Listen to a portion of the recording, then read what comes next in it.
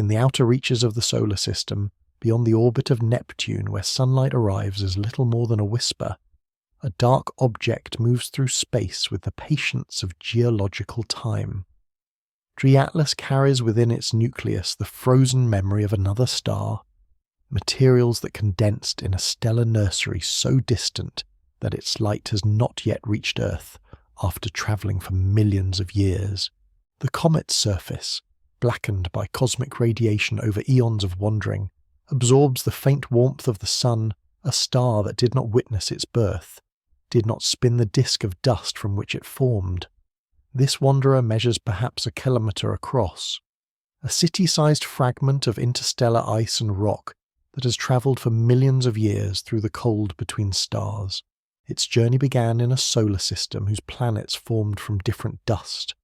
whose chemistry bears the signature of stellar winds that never touched our world, whose heavy elements were forged in the heart of a red giant star that exhausted its fuel and died while our own sun was still a gathering cloud of hydrogen. Only now, as it falls inward toward the sun's gravitational embrace, does this ancient traveller begin to stir from its long sleep. The nucleus rotates slowly, perhaps once every few hours, tumbling end over end as it has done for countless millennia in the darkness between star systems.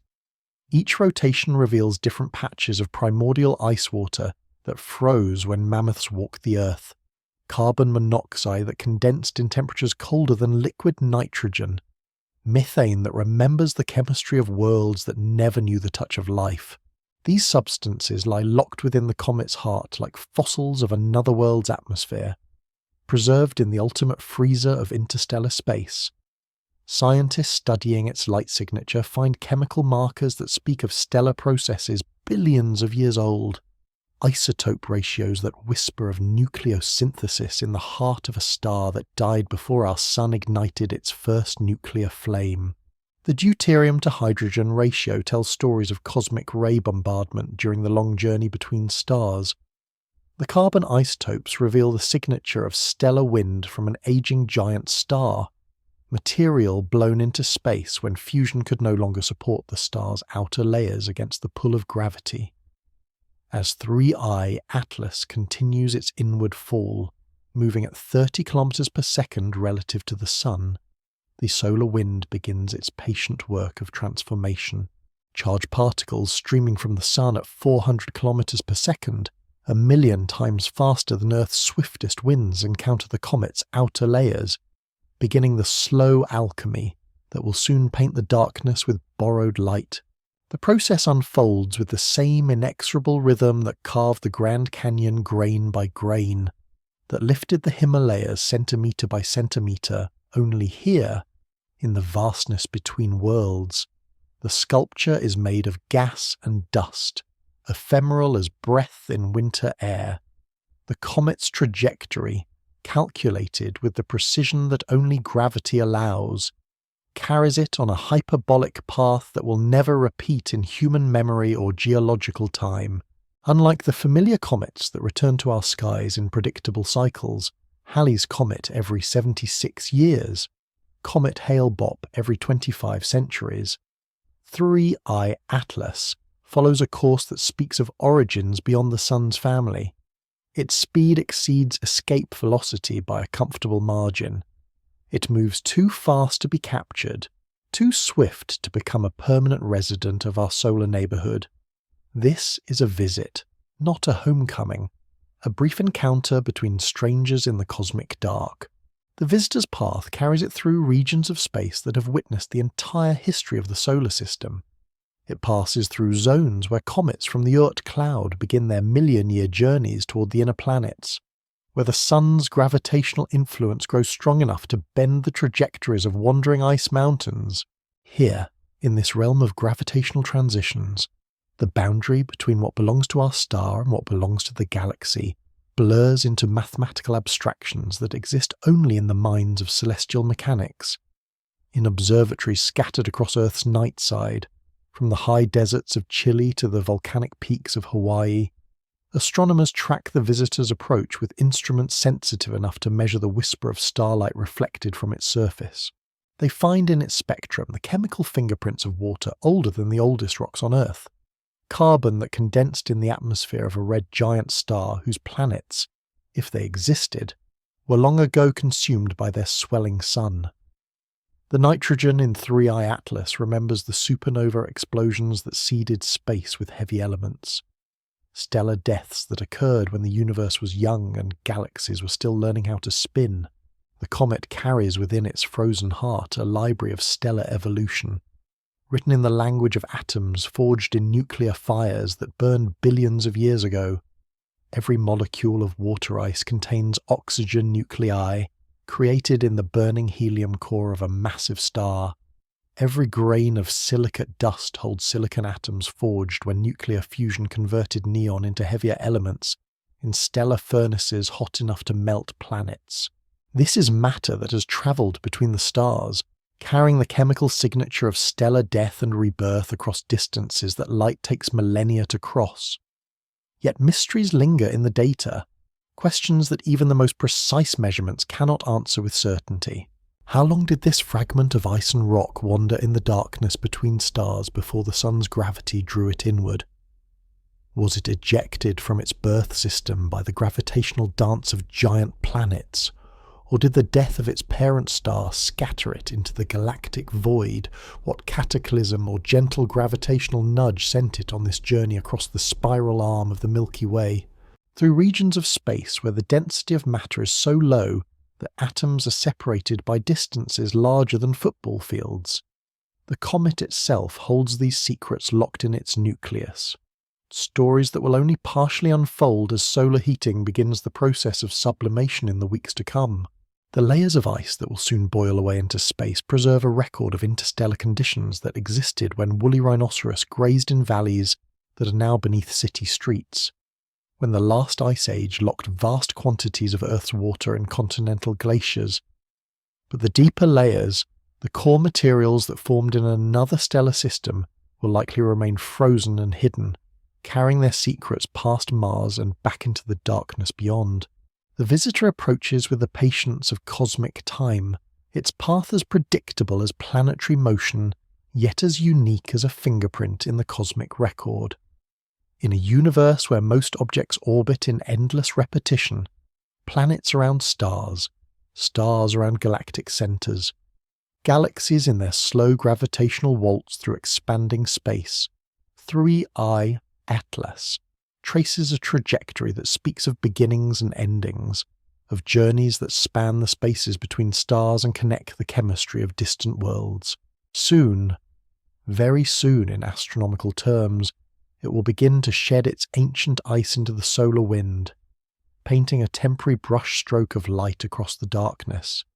This signature will be written in the language of sublimation and solar pressure, visible for a brief moment against the eternal backdrop of space. A message from another star system delivered across the vast loneliness of interstellar distance. Beyond the orbit of Neptune, where the sun appears as little more than the brightest star in a field of distant lights, the first whispers of transformation begin to stir within the ancient nucleus of 3I Atlas. Here, in the realm where temperatures hover near absolute zero, and matter exists in states unknown on any terrestrial world, the visitor from another star system starts its slow awakening from the deep freeze of interstellar space. The process begins with the most volatile substances locked within the comet's heart carbon monoxide ice, that forms at temperatures so low they would instantly freeze human breath into crystals harder than steel. As the sun's radiation penetrates the darkened surface layers, molecules that have remained motionless for millions of years begin their first tentative vibrations. The energy required to break these ancient molecular bonds arrives at the speed of light, but accumulates with the patience of geology, photon by photon, warming material that condensed when the universe was younger, and the local group of galaxies was still settling into its current configuration. Scientists monitoring the comet's approach detect the earlier signs of this awakening in the subtle changes of reflected sunlight. Spectroscopic analysis reveals the faint signature of sublimation, the direct transition from solid to gas that bypasses the liquid phase entirely in the vacuum of space. Carbon monoxide molecules, freed from their crystalline prison after eons of stillness, escape into space at velocities measured in hundreds of meters per second. These first fugitive gases carry with them the chemical memory of another star's planetary disk, isotope ratios that speak of nuclear processes that occurred in stellar cores long before our solar system condensed from its own primordial nebula. The liberated gas molecules immediately encounter the solar wind, that constant stream of charged particles flowing outward from the sun at supersonic speeds. Here, 4 billion kilometers from the solar surface. The wind has thinned to a whisper of its former intensity, yet it still possesses enough energy to ionize the escaping gases and bend their trajectories according to the invisible architecture of magnetic field lines. The interaction creates the first faint glow around 3E Atlas, a barely detectable halo of luminescence that astronomers call a coma, the ghostly atmosphere of a world that has no permanent air. This embryonic coma expands with dreamlike slowness, gas molecules drifting outward from the nucleus at walking speed relative to the comet's center of mass. The process follows laws of physics that govern everything from the evaporation of morning dew to the stellar winds of red giant stars, the same principles of thermodynamics and fluid mechanics that drive weather systems on Earth and atmospheric escape on Mars. Yet here, in the near vacuum between worlds, these familiar processes create structures of ethereal beauty, geometries of gas and dust that exist only in the realm between planets. The comet's rotation, that slow tumble acquired during its journey between star systems, creates subtle variations in the rate of sublimation across its surface. Areas that face the sun directly lose their volatile ices faster than regions in perpetual shadow, creating jets and fountains of gas that follow the ancient rhythm of the nucleus's spin. These jets carve temporary channels in the thin atmosphere surrounding the comet, spiral patterns that trace the gravitational and rotational forces acting on material older than any mountain range on Earth. As the escaping gases expand into space, they carry with them microscopic particles of dust, silicate grains and organic compounds that formed in the disk of another star, matter that witnessed the birth of worlds we will never see. These dust motes, each no larger than particles of cigarette smoke, become visible when sunlight strikes them at the proper angle. They scatter photons with the same efficiency that makes Earth's sky blue, creating the optical phenomenon that transforms a dark chunk of ice into a celestial beacon, visible across interplanetary distances. The temperature of the nucleus surface rises by degrees so small they would be imperceptible to human senses, yet each fraction of a Kelvin represents a fundamental change in the comet's state of being. At minus 200 degrees Celsius, carbon monoxide ice begins its transition to vapor. At minus 180 degrees, nitrogen ice joins the exodus. The comet sheds these ancient atmospheres layer by layer, revealing progressively deeper strata of material that froze under different stellar winds, in the gravity well of a star whose light will never reach our telescopes. Observatories on Earth record these changes with instruments sensitive enough to detect the absorption lines of individual molecular species in the comet's growing coma. Each spectral signature tells part of the story, water vapor from ice, that remembers the chemistry of primordial oceans that never formed, methane from hydrocarbons that condensed in stellar winds, rich with carbon expelled from the burning cores of aging giants. The data streams from these observations reveal not just the composition of 3I Atlas, but glimpses of the stellar nursery where it was born, the physical conditions that existed in another solar system billions of years ago. Yet the comet's awakening proceeds with maddening slowness from a human perspective, each day bringing changes measured in parts per million rather than dramatic visible transformations. The coma expands at roughly the speed of a gentle breeze, growing from a few hundred kilometers across to perhaps 1,000 over the course of weeks. This temporal rhythm reflects the vast scales of astronomical processes,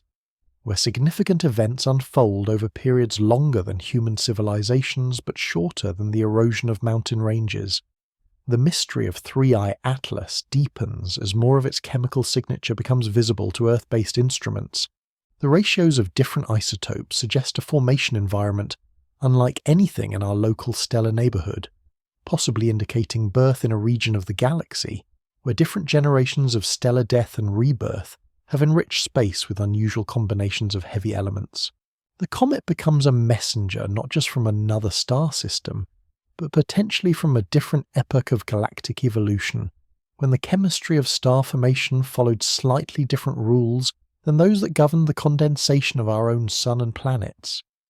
The visitor continues its patient fall toward the inner solar system, now wearing a gossamer atmosphere that makes it visible to the most sensitive telescopes on Earth. This first awakening represents only the beginning of a transformation that will unfold over the coming months, as 3i Atlas sheds the accumulated ice of interstellar wandering and reveals the ancient secrets locked within its core. The process follows the same inexorable logic that governs all phase transitions in the universe, from the sublimation of dry ice in terrestrial laboratories to the stellar winds that strip atmospheres from planets orbiting too close to their parent stars, in the depths of space where matter and energy exist in states of exquisite balance. The comet from another star begins to paint its temporary signature across the darkness, molecule by molecule, grain by grain, with the patient artistry of physical law applied across the vast canvas of interplanetary space. In the void between Neptune and Jupiter, where space seems empty but contains more history than any library on Earth, two different winds meet for the first time in the memory of the galaxy. The solar wind, that constant exhalation of charged particles from our star's corona, encounters matter that remembers the breath of a different sun,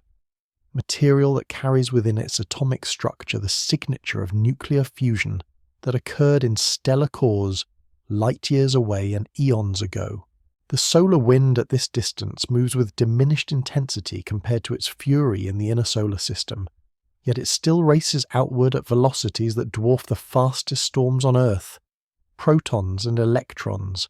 stripped from hydrogen atoms in the sun's million-degree corona, stream past the awakening comet at 400 kilometers per second,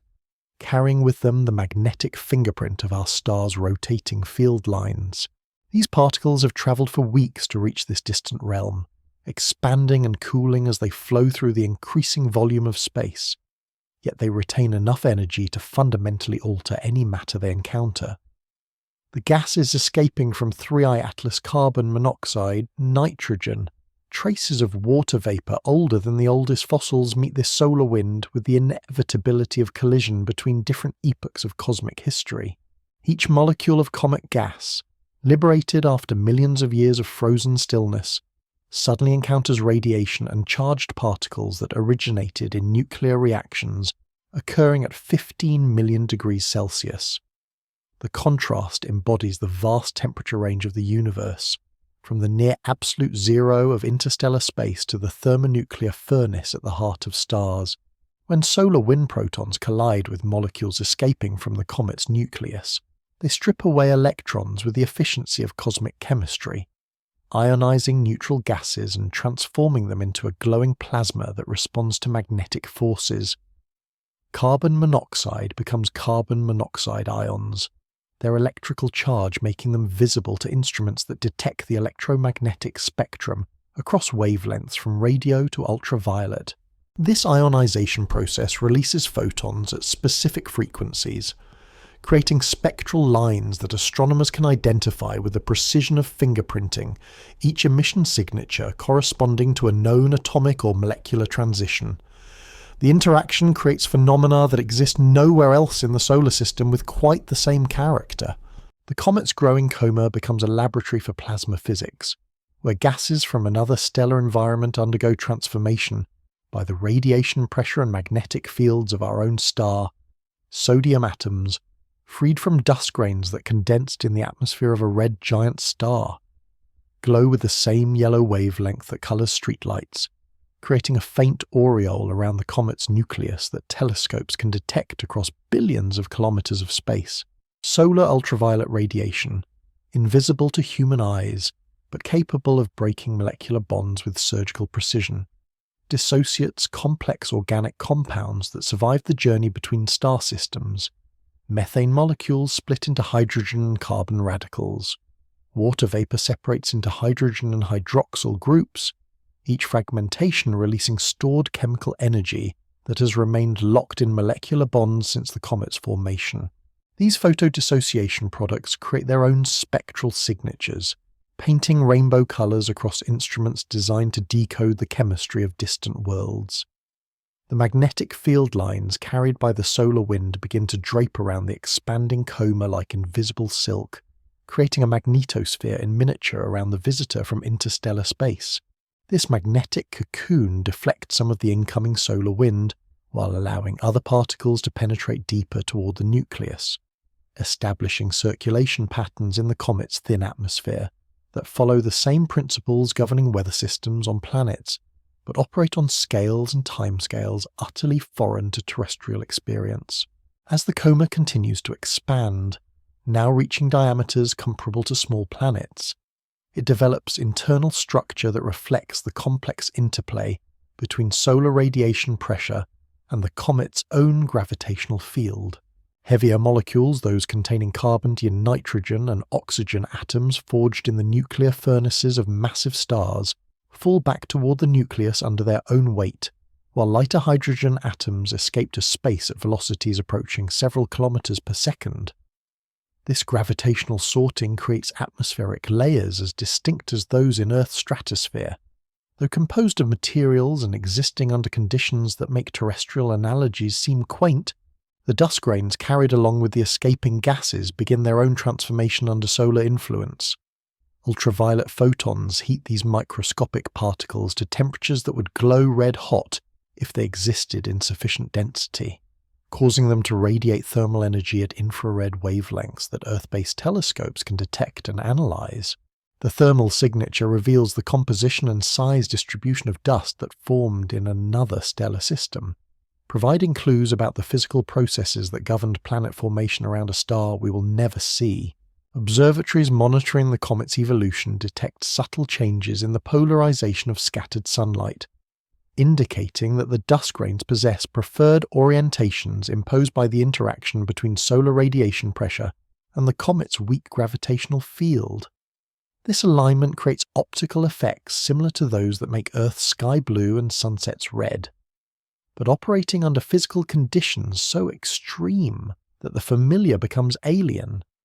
The understood becomes mysterious. The chemical signatures emerging from the coma reveal isotopic ratios that challenge assumptions about stellar nuclear synthesis in distant regions of the galaxy. The deuterium content of water vapor suggests formation in an environment where cosmic ray bombardment occurred at rates different from those in our local stellar neighborhood. The carbon-13 to carbon-12 ratio indicates processing through stellar wind mechanisms that operated under physical conditions, unlike those that enrich the molecular cloud from which our solar system condensed. Scientists studying these interactions realize they are witnessing a unique experiment in comparative stellar chemistry. As materials that recorded the nuclear history of one star undergo transformation by the radiation and particle flux of another, the comet becomes a laboratory for astrophysics, where theories about stellar evolution and galactic chemical evolution can be tested against direct observation of matter that has travelled between different stellar environments. The solar wind continues its patient work of ionization and dissociation, gradually stripping away the outer layers of ice that accumulated during the comet's interstellar journey. Each layer reveals slightly different chemical compositions,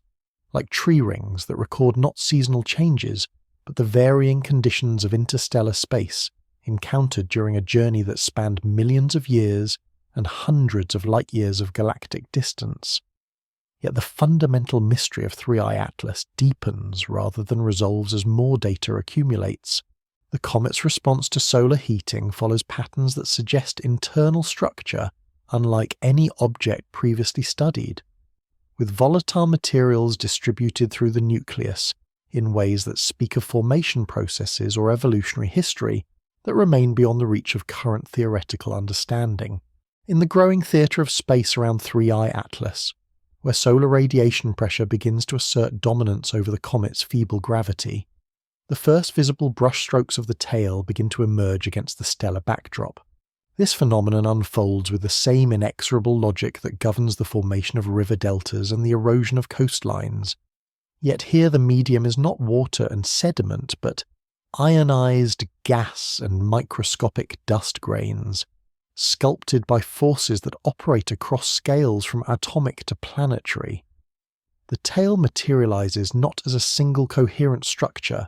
but as two distinct phenomena that follow different physical laws and respond to different aspects of solar influence. The gas tail, composed primarily of ionized carbon monoxide and water vapor, aligns itself with the magnetic field lines embedded in the solar wind, creating a stream of glowing plasma that points directly away from the sun regardless of the comet's direction of motion. This magnetic choreography follows principles discovered in terrestrial laboratories, but operates here on a scale that dwarfs the largest particle accelerators, stretching across millions of kilometers of space with a geometric precision that only fundamental forces can achieve. The dust tail follows a different trajectory entirely, shaped by the gentle but persistent pressure of solar photons striking particles no larger than smoke from a wood fire, each grain of silicate and organic matter, liberated from ice that froze when the Crab Nebula was still an ordinary star, experiences a tiny but continuous push away from the sun. The magnitude of this radiation pressure depends on the size and composition of individual particles, creating a separation effect that sorts the comet's debris by physical properties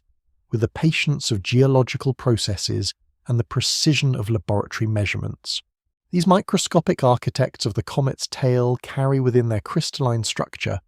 the chemical signature of stellar nucleosynthesis that occurred in another region of the galaxy. Silicon atoms forged in the carbon-burning cores of massive stars,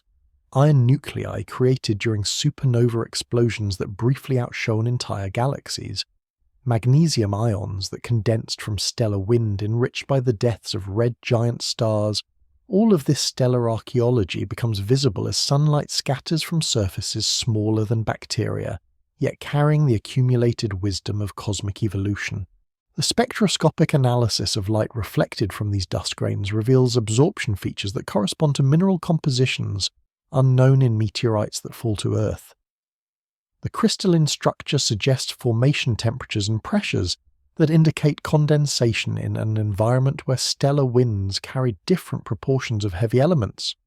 where the chemistry of planetary formation followed pathways that produced compositions foreign to our local stellar neighborhood. Each photon of scattered sunlight becomes a messenger carrying information about physical processes that occurred around a star whose planets, if they existed,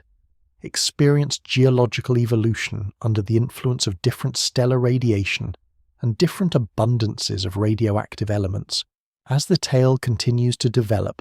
growing longer with each passing day as more material escapes the comet's nucleus, it begins to exhibit internal structure that reflects the complex fluid dynamics of rarefied plasma interacting with magnetic fields. Streamers and filaments appear within the gas tail, following field lines that twist and reconnect according to hydrodynamic principles that govern phenomena ranging from solar flares to the behavior of fusion reactors. These structures form and dissolve over periods of hours or days, creating temporary geometries of a luminous gas that exist briefly against the permanent backdrop of stellar space. The dust tail, moving more slowly and following a gentler curve that traces the comet's orbital path, develops its own subtle architecture as particles of different sizes separate according to their response to radiation pressure. Larger grains, those approaching the size of sand particles, lag behind in the comet's orbit, while smaller fragments race ahead, creating a gradient of particle sizes that becomes visible through careful photometric analysis of scattered sunlight.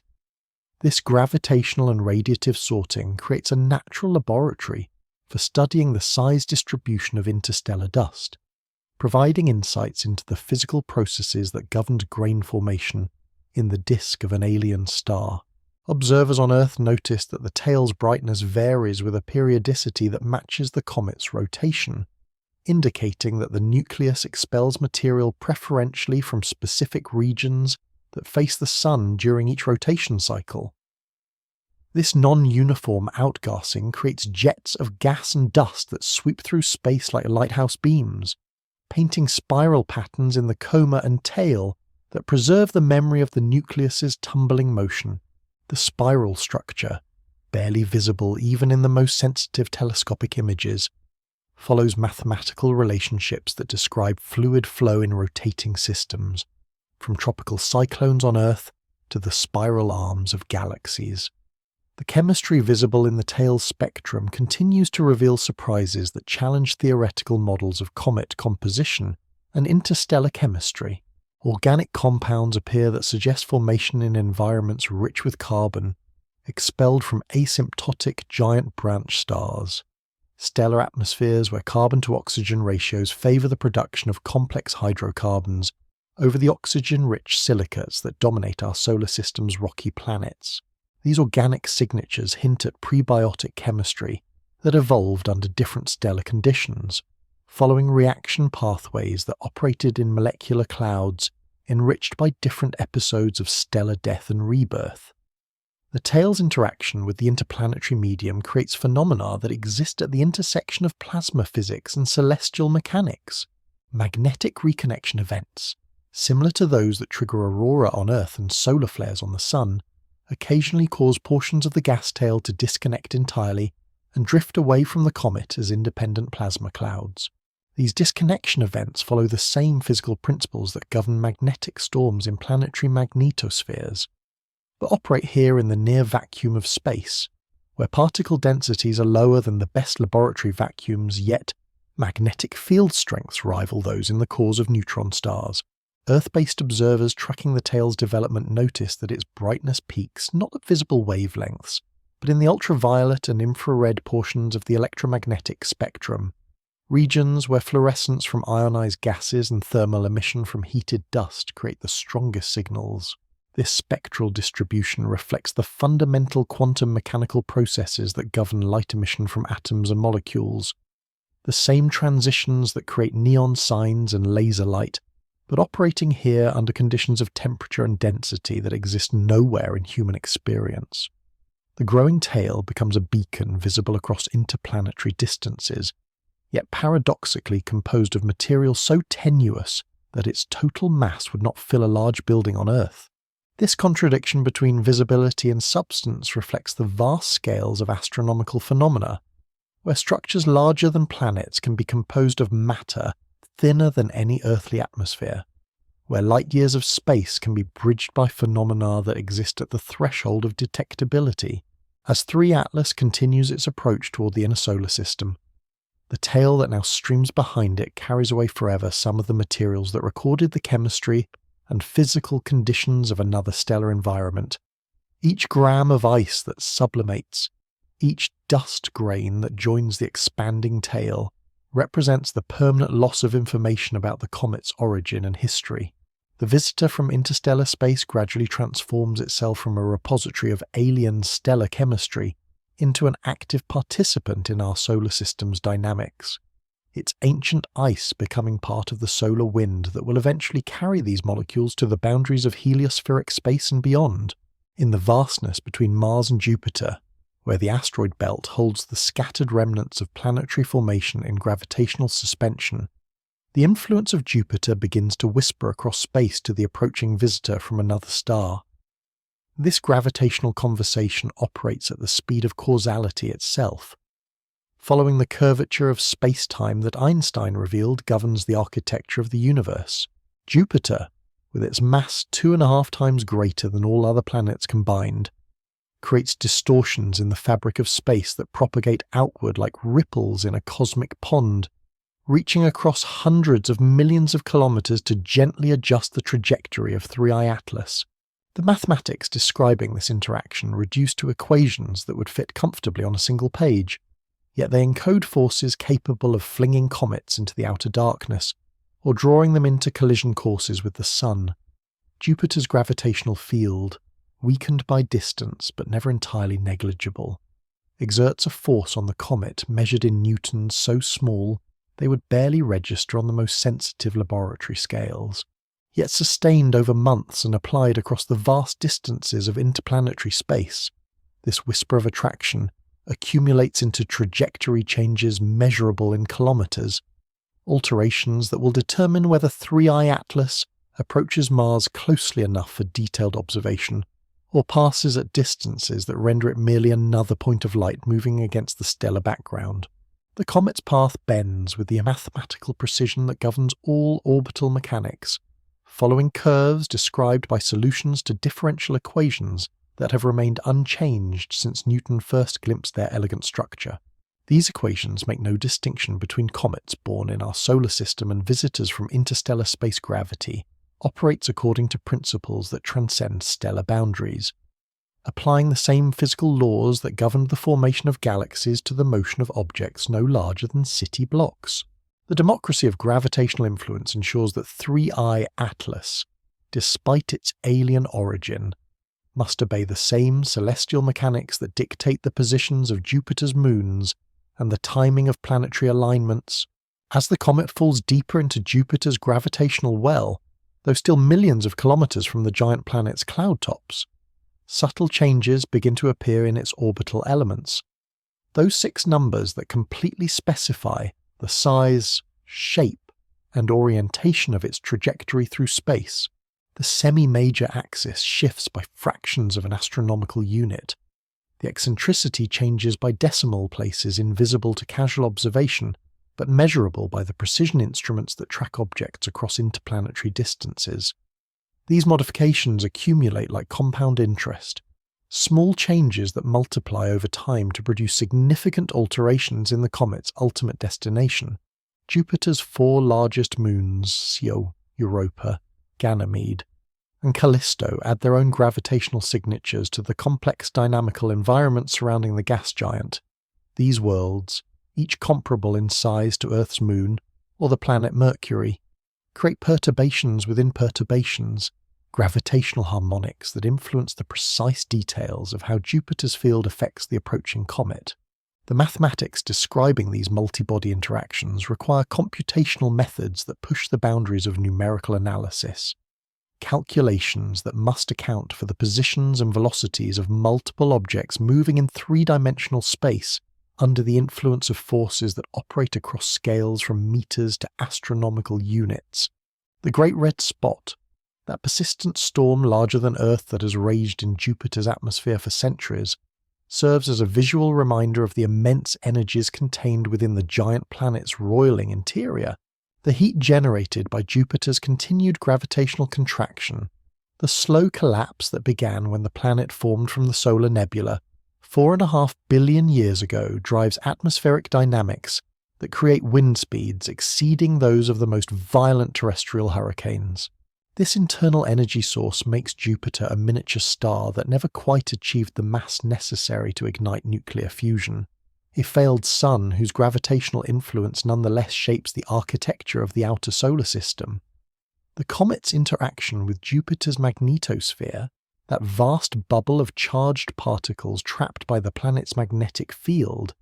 begins while 3i Atlas remains far beyond the orbit of Callisto. Jupiter's magnetic field, generated by convection currents in the planet's liquid metallic hydrogen core, extends across volumes of space that could contain multiple Earths. As the comet's expanding coma encounters the outer boundaries of this magnetosphere, the ionized gases in its tail experience forces that add subtle complexities to their trajectories, creating perturbations that become visible to instruments designed to study plasma physics in space environments. The gravitational dance between Jupiter and 3i Atlas unfolds with temporal rhythms that reflect the vast scales of astronomical phenomena. Changes in the comet's trajectory that require months to become apparent occur according to physical laws that operate instantaneously, yet their cumulative effects emerge only through the patient accumulation of small influences over extended periods. This temporal paradox, immediate cause producing delayed effect, characterizes much of celestial mechanics. Where the precision of mathematical prediction coexists with evolutionary processes that unfold over timescales longer than human memory. Astronomers monitoring the comet's approach use Jupiter's gravitational influence as a natural tool for trajectory analysis, employing the same techniques that spacecraft navigators use to plan missions to the outer planets. The subtle changes in 3I Atlas's orbital elements provide information about both the comet's mass and its internal structure. Since objects with different mass distributions respond differently to external gravitational forces, these measurements reveal that the visitor possesses a density suggesting a composition dominated by water ice, mixed with rocky material, consistent with formation in the outer regions of a stellar system, where temperatures remained below the freezing point of water throughout most of the planet-forming epoch. The precision required to track these gravitational interactions pushes ground-based telescopes to their operational limits, demanding measurements of angular position accurate to fractions of an arc-second angles, so small they correspond to the apparent size of a coin viewed from hundreds of kilometers away. Radio telescopes contribute their own observations, using radar techniques to measure the comet's distance and radial velocity with uncertainties measured in centimeters per second. These complementary observations create a dataset that constrains the comet's orbit with precision sufficient to predict its position years into the future, assuming no unexpected outgassing events or fragmentations alter its trajectory. The gravitational slingshot effect, that elegant transfer of orbital energy that spacecraft designers use to accelerate probes toward the outer planets, operates on 3I Atlas with characteristic astronomical subtlety. Jupiter's motion around the Sun creates a moving gravitational field that can either accelerate or decelerate objects that pass through its influence, depending on the geometry of their approach. The comet, approaching from the direction of interstellar space with velocity components that differ from those of solar system objects, experiences gravitational forces that modify not only its speed relative to Jupiter, but also its velocity relative to the Sun and its ultimate trajectory through the inner solar system. As 3I Atlas continues its approach, now visibly modified by Jupiter's gravitational embrace, it carries within its nucleus the unchanged chemistry of another stellar system, while following orbital mechanics that reflect the gravitational architecture of our own. This synthesis of alien composition and familiar dynamics creates a unique opportunity to study materials formed under different stellar conditions, while they follow trajectories governed by the same physical laws that regulate the motion of planets and the circulation of ocean currents on Earth. Between the orbits of Mars and Jupiter, where the debris of planetary formation drifts in gravitational exile,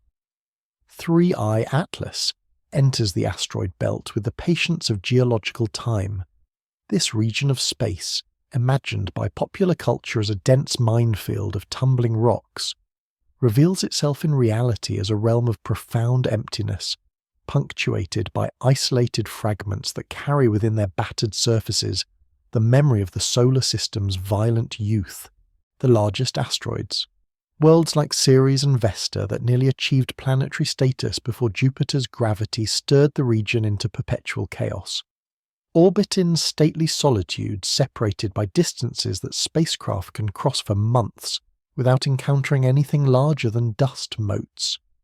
The visitor from interstellar space moves through this sparse debris field like a ghost passing through a museum of cosmic history. Each asteroid it encounters, though separated by millions of kilometers of vacuum, tells a story written in cratered stone and metal, a narrative of impacts and near collisions that began when the Sun was young and has continued for 4.5 billion years. These fragments preserve in their mineralogy the chemical signature of the solar nebula, the disk of gas and dust from which all planetary bodies condensed during the epoch when nuclear fusion first ignited in the proto-sun's core. Vesta, that ancient proto-planet whose southern hemisphere bears a crater so large it nearly shattered the entire world, passes within a few million kilometers of the comet's trajectory. The asteroid's surface, mapped in exquisite detail by visiting spacecraft, reveals basaltic flows that solidified when Earth was still molten, when the bombardment of the inner solar system rained debris larger than mountains onto planetary surfaces that had not yet cooled sufficiently to support oceans or atmospheres. Vesta's differentiated interior metal core, rocky mantle, Basaltic crust demonstrates that this fragment once possessed sufficient internal heat to drive the same geological processes that shaped the terrestrial planets. Yet its small size doomed it to rapid cooling and geological death. The spectroscopic signature of Vesta's surface, dominated by pyroxene and plagioclase feldspar minerals that crystallized from molten rock, contrasts sharply with the chemistry emerging from 3I Atlas as its ancient ices continue their sublimation into space. Where the asteroid's spectrum reveals the products of high-temperature igneous processes, silicate minerals that formed in magma chambers heated by radioactive decay and gravitational compression. The comet's outgassing displays the signature of materials that condense directly from stellar wind at temperatures near absolute zero. These two objects, now sharing the same region of space, represent opposite extremes of planetary formation, one born in fire and molten metal,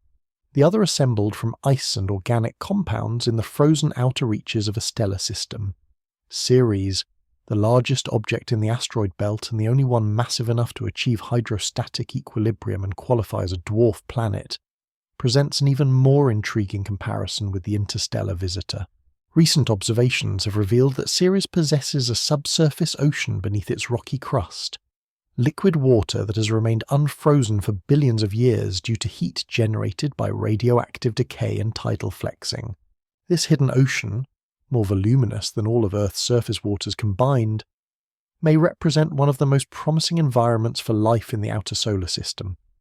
A biological laboratory that has operated in darkness and isolation since the epoch when complex multicellular organisms first appeared on Earth. The water ice that comprises a significant fraction of 3I Atlas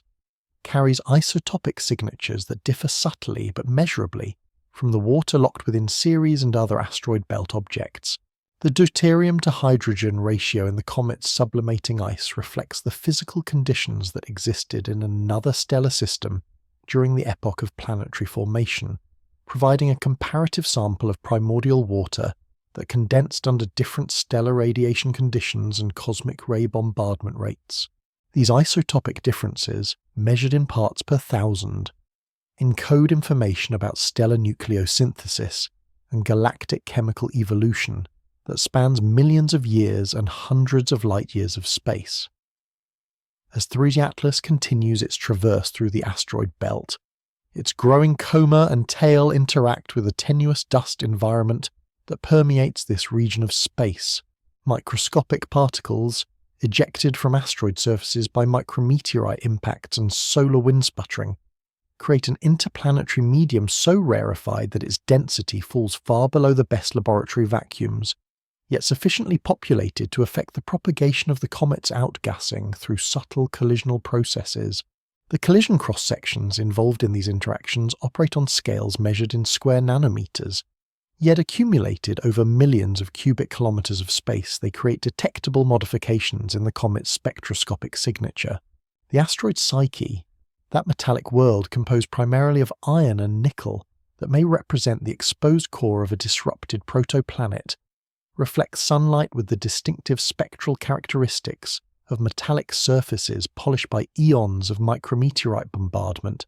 The asteroid's composition, revealed through radar observations that penetrate its surface layers,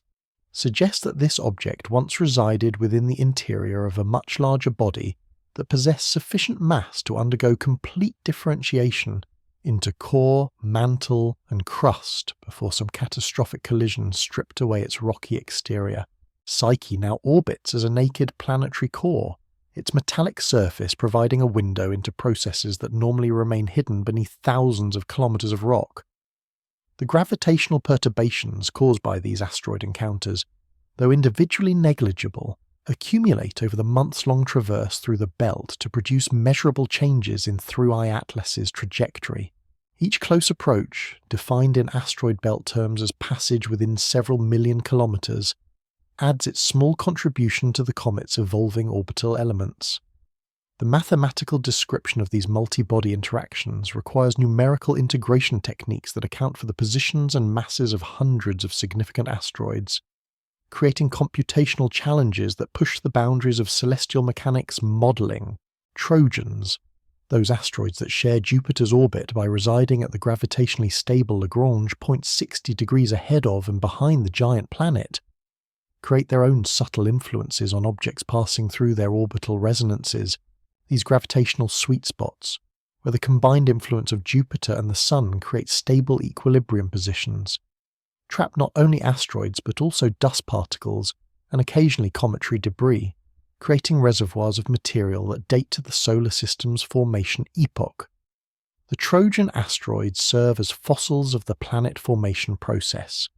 preserved in gravitational amber at locations where Jupiter's migration through the outer solar system deposited them billions of years ago. The comparison between 3I Atlas and the asteroid belt objects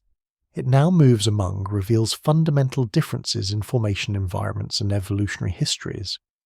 Where the asteroids bear the scars of 4.5 billion years of collisional evolution within our solar system's gravitational architecture, the comet carries materials that remained pristine during millions of years of interstellar travel, preserved in the ultimate deep freeze of space between stars. The chemical signatures emerging from the comet's nucleus provide a control sample for comparative planetary science, revealing how stellar chemistry and planetary formation processes operated under different initial conditions in another stellar system. Radio telescopes tracking the comet's progress through the asteroid belt detect subtle changes in the polarization and intensity of radar echoes reflected from its nucleus, suggesting that the sustained heating from solar radiation has begun to alter the physical structure of its surface layers. The same solar energy that drives the spectacular outgassing creating the comet's tail also works more subtly to modify the thermal and mechanical properties of materials that have remained unchanged since their formation around another star, beginning a transformation that will continue as long as 3I Atlas remains within the influence of our Sun's radiant energy. Across the diminishing gulf of space that separates 3I Atlas from the fourth planet, Mars grows from a ruddy point of light into a discernible disk that reveals the geography of an ancient world. The comet's approach toward Mars unfolds with the mathematical precision that governs all celestial encounters, yet each day brings subtle changes in the red planet's appearance as viewed from the visitor's perspective,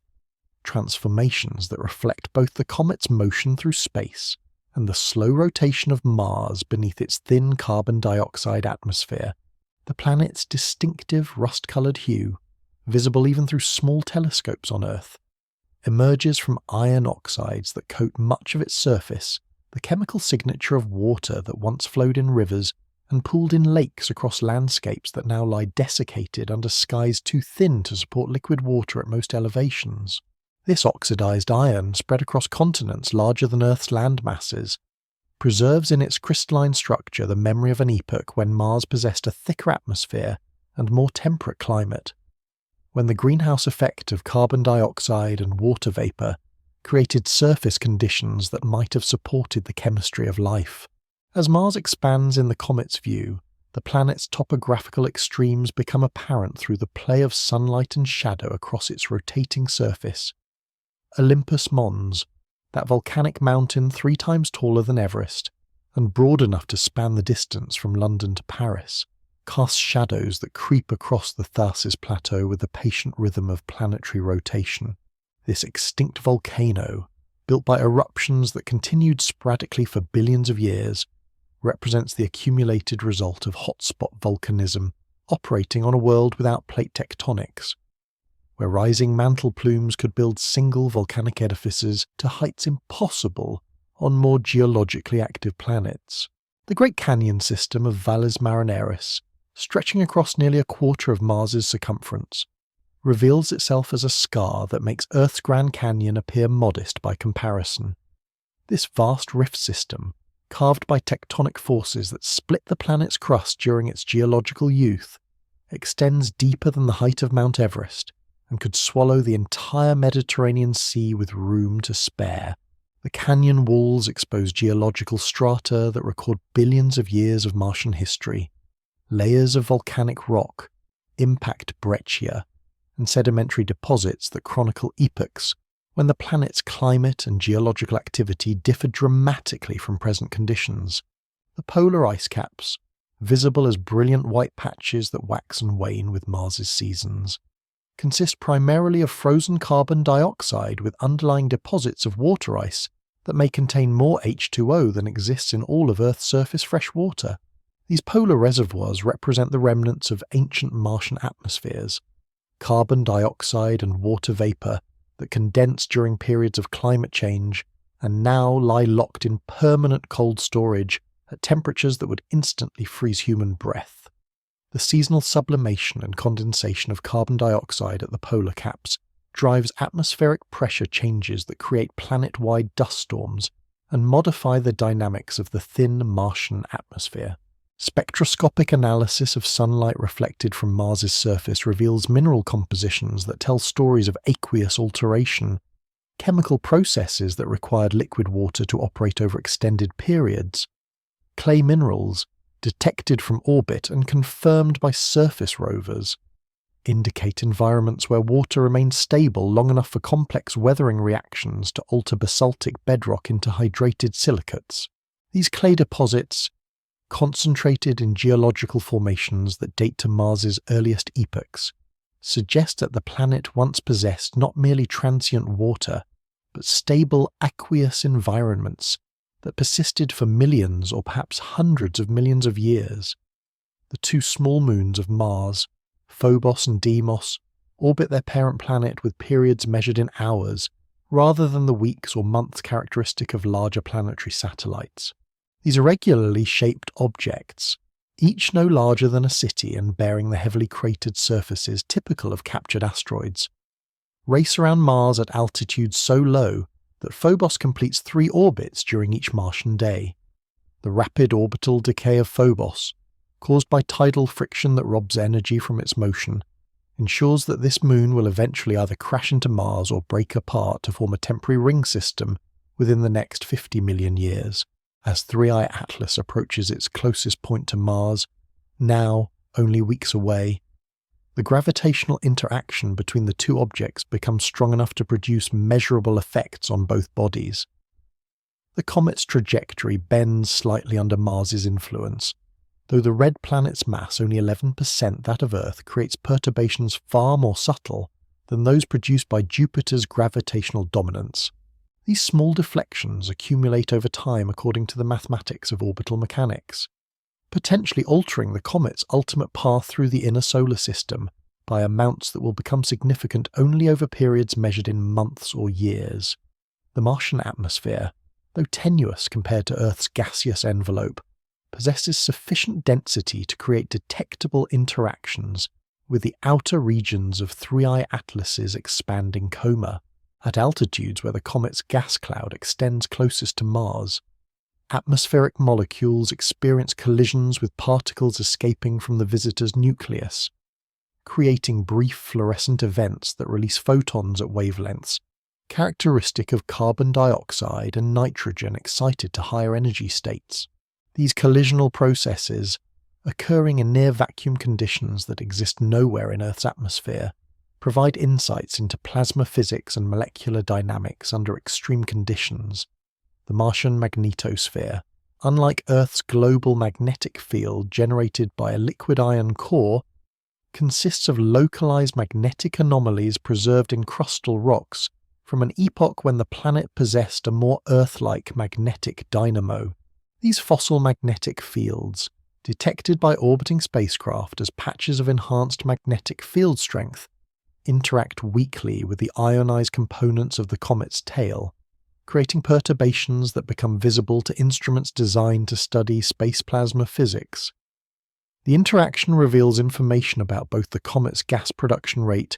and the strength and orientation of Mars's remnant magnetic fields. Ground-based observations from Earth reveal that the comet's dust tail, now stretching across several degrees of sky as viewed from terrestrial locations, exhibits subtle changes in brightness and colour that correspond to its changing distance from Mars. The gravitational focusing effect of the red planet's mass creates slight concentrations of dust particles along specific trajectories, producing brightness enhancements that last for days before dispersing back into the background population of comet debris. These gravitational lensing effects, operating on scales far smaller than those involved in galactic astronomy, demonstrate the universal applicability of general relativity to systems ranging from binary stars to interplanetary dust clouds. The approach to Mars also provides the first opportunity for detailed comparative spectroscopy between the comet's outgassing and the composition of Martian atmospheric gases. Water vapor escaping from 3I Atlas carries isotopic signatures that differ measurably from water detected in Mars's polar ice and atmospheric humidity,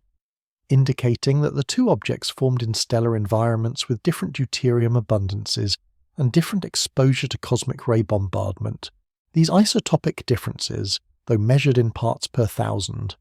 provide crucial data for understanding the sources of water that supplied the early solar system and the processes that governed volatile delivery to the terrestrial planets. As the distance between comet and planet continues to decrease,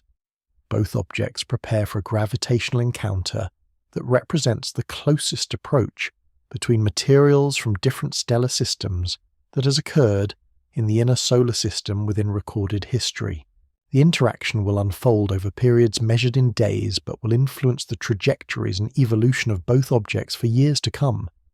creating observational opportunities that may not repeat for centuries and providing insights into the dynamics of small bodies in planetary encounters that bridge the gap between theoretical celestial mechanics and direct empirical observation. In the gravitational theatre surrounding Mars, where the red planet's two diminutive moons trace their swift orbits through space cleared by billions of years of tidal evolution, Phobos and Deimos prepare to witness an event unprecedented in their long existence. These captured asteroids, each bearing the scars of impacts that date to the solar system's violent youth, now find themselves positioned as silent observers of the closest approach between their adopted planet and a visitor carrying materials from another star system entirely. Phobos, the inner and larger of Mars's two moons, completes its orbital dance around the red planet in just 7 hours and 39 minutes, racing around Mars faster than the planet itself rotates. This rapid motion, unique among the large moons of the solar system, creates the bizarre phenomenon of a moon that rises in the west and sets in the east as viewed from Mars's surface, crossing the ruddy sky twice during each Martian day. The moon's irregular shape, measuring 27 by 22 by 18 kilometers, reflects its origin as a captured asteroid that never achieved the hydrostatic equilibrium necessary to form a spherical body. The surface of Phobos bears the distinctive grooves and crater chains that speak of its tortured gravitational relationship with Mars. These parallel furrows, each several hundred meters wide and extending for kilometers across the moon's battered terrain, may represent fractures created by tidal stresses as Mars's gravity slowly tears apart the loosely consolidated rubble pile that comprises the moon's interior structure. The largest crater on Phobos, named Stickney, after the wife of the moon's discoverer, measures nearly 10 kilometers across, so large relative to the moon's dimensions that the impact which created it nearly shattered the entire body into fragments. Deimos, orbiting at a more leisurely pace 23,000 kilometers above Mars's surface, presents an equally scarred visage that chronicles eons of bombardment by interplanetary debris. This outer moon, smaller than Phobos and more distant from Mars's gravitational influence, rotates synchronously with its orbital period, keeping the same face toward the planet in the same tidally locked configuration that characterizes Earth's larger moon. The synchronous rotation creates permanent day and night hemispheres on Deimos,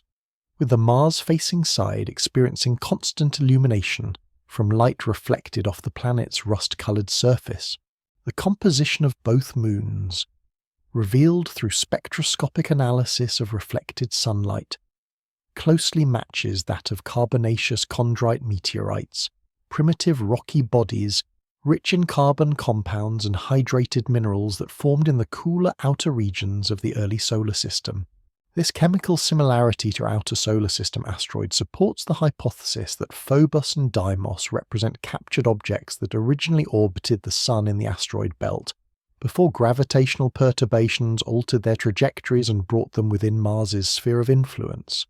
The capture mechanism itself remains mysterious, requiring precise conditions of velocity and trajectory that seem improbable, yet must have occurred to explain the Moon's current orbital configuration. As 3I Atlas approaches its closest passage by Mars, now less than 2 million kilometers from the planet's center,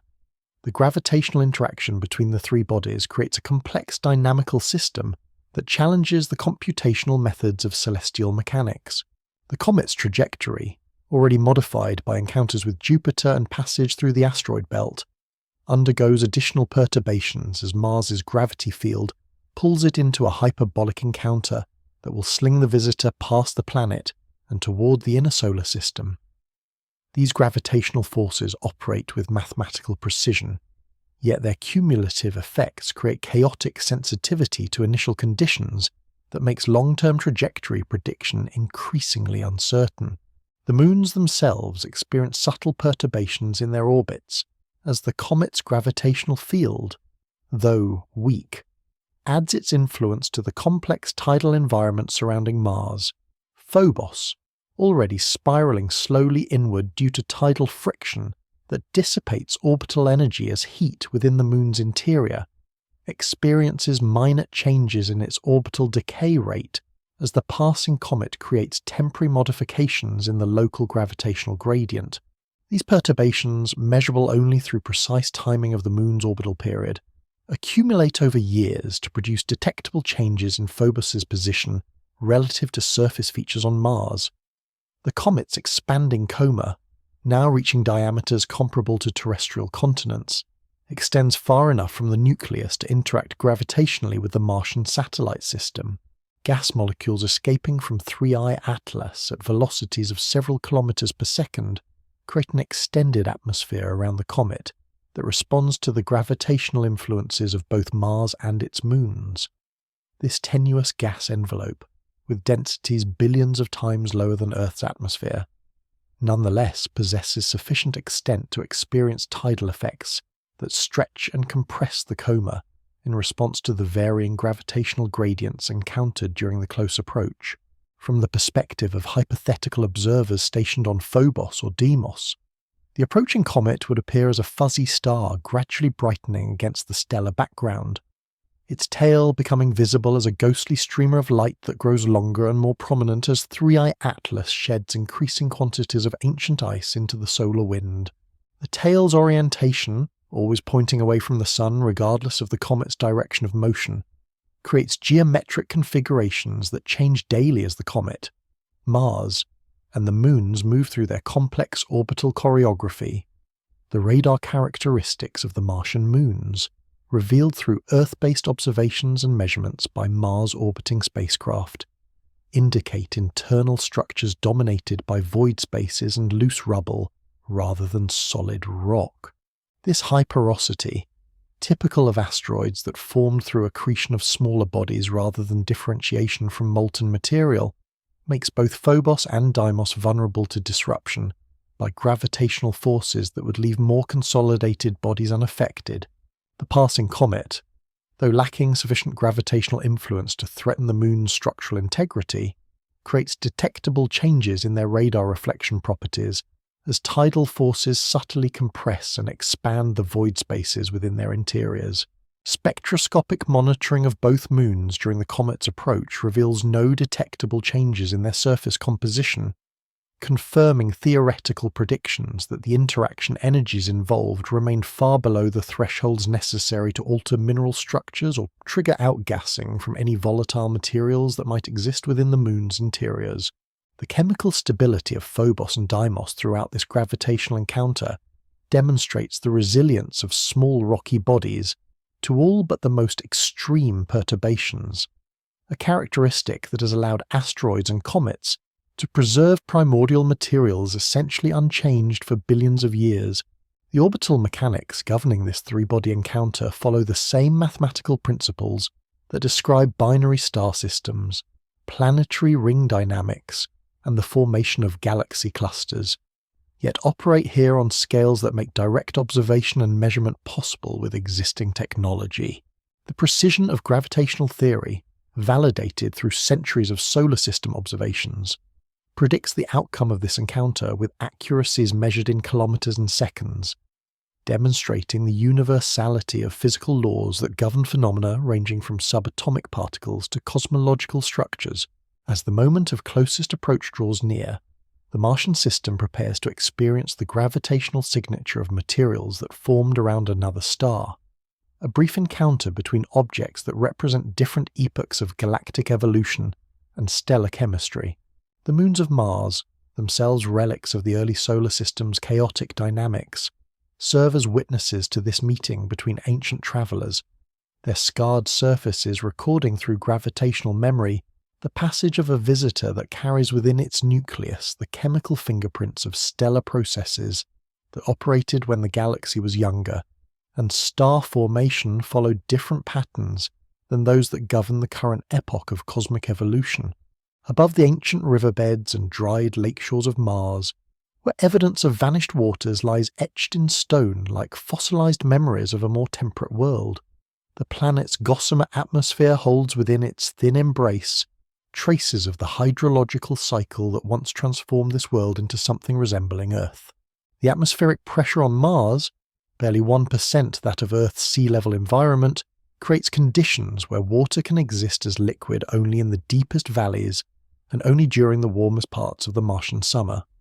Yet this tenuous gaseous envelope preserves chemical evidence of epochs when rivers carved valleys and lakes filled with water,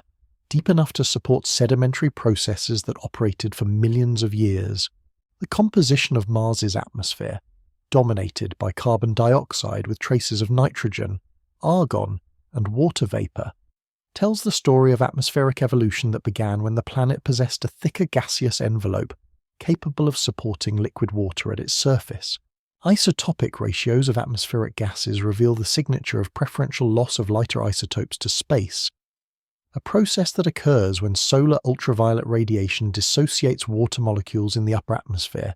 and allows hydrogen atoms to escape Mars's relatively weak gravitational field. The deuterium to hydrogen ratio in Martian water vapor, enriched in the heavier isotope by factors that indicate billions of years of selective hydrogen loss,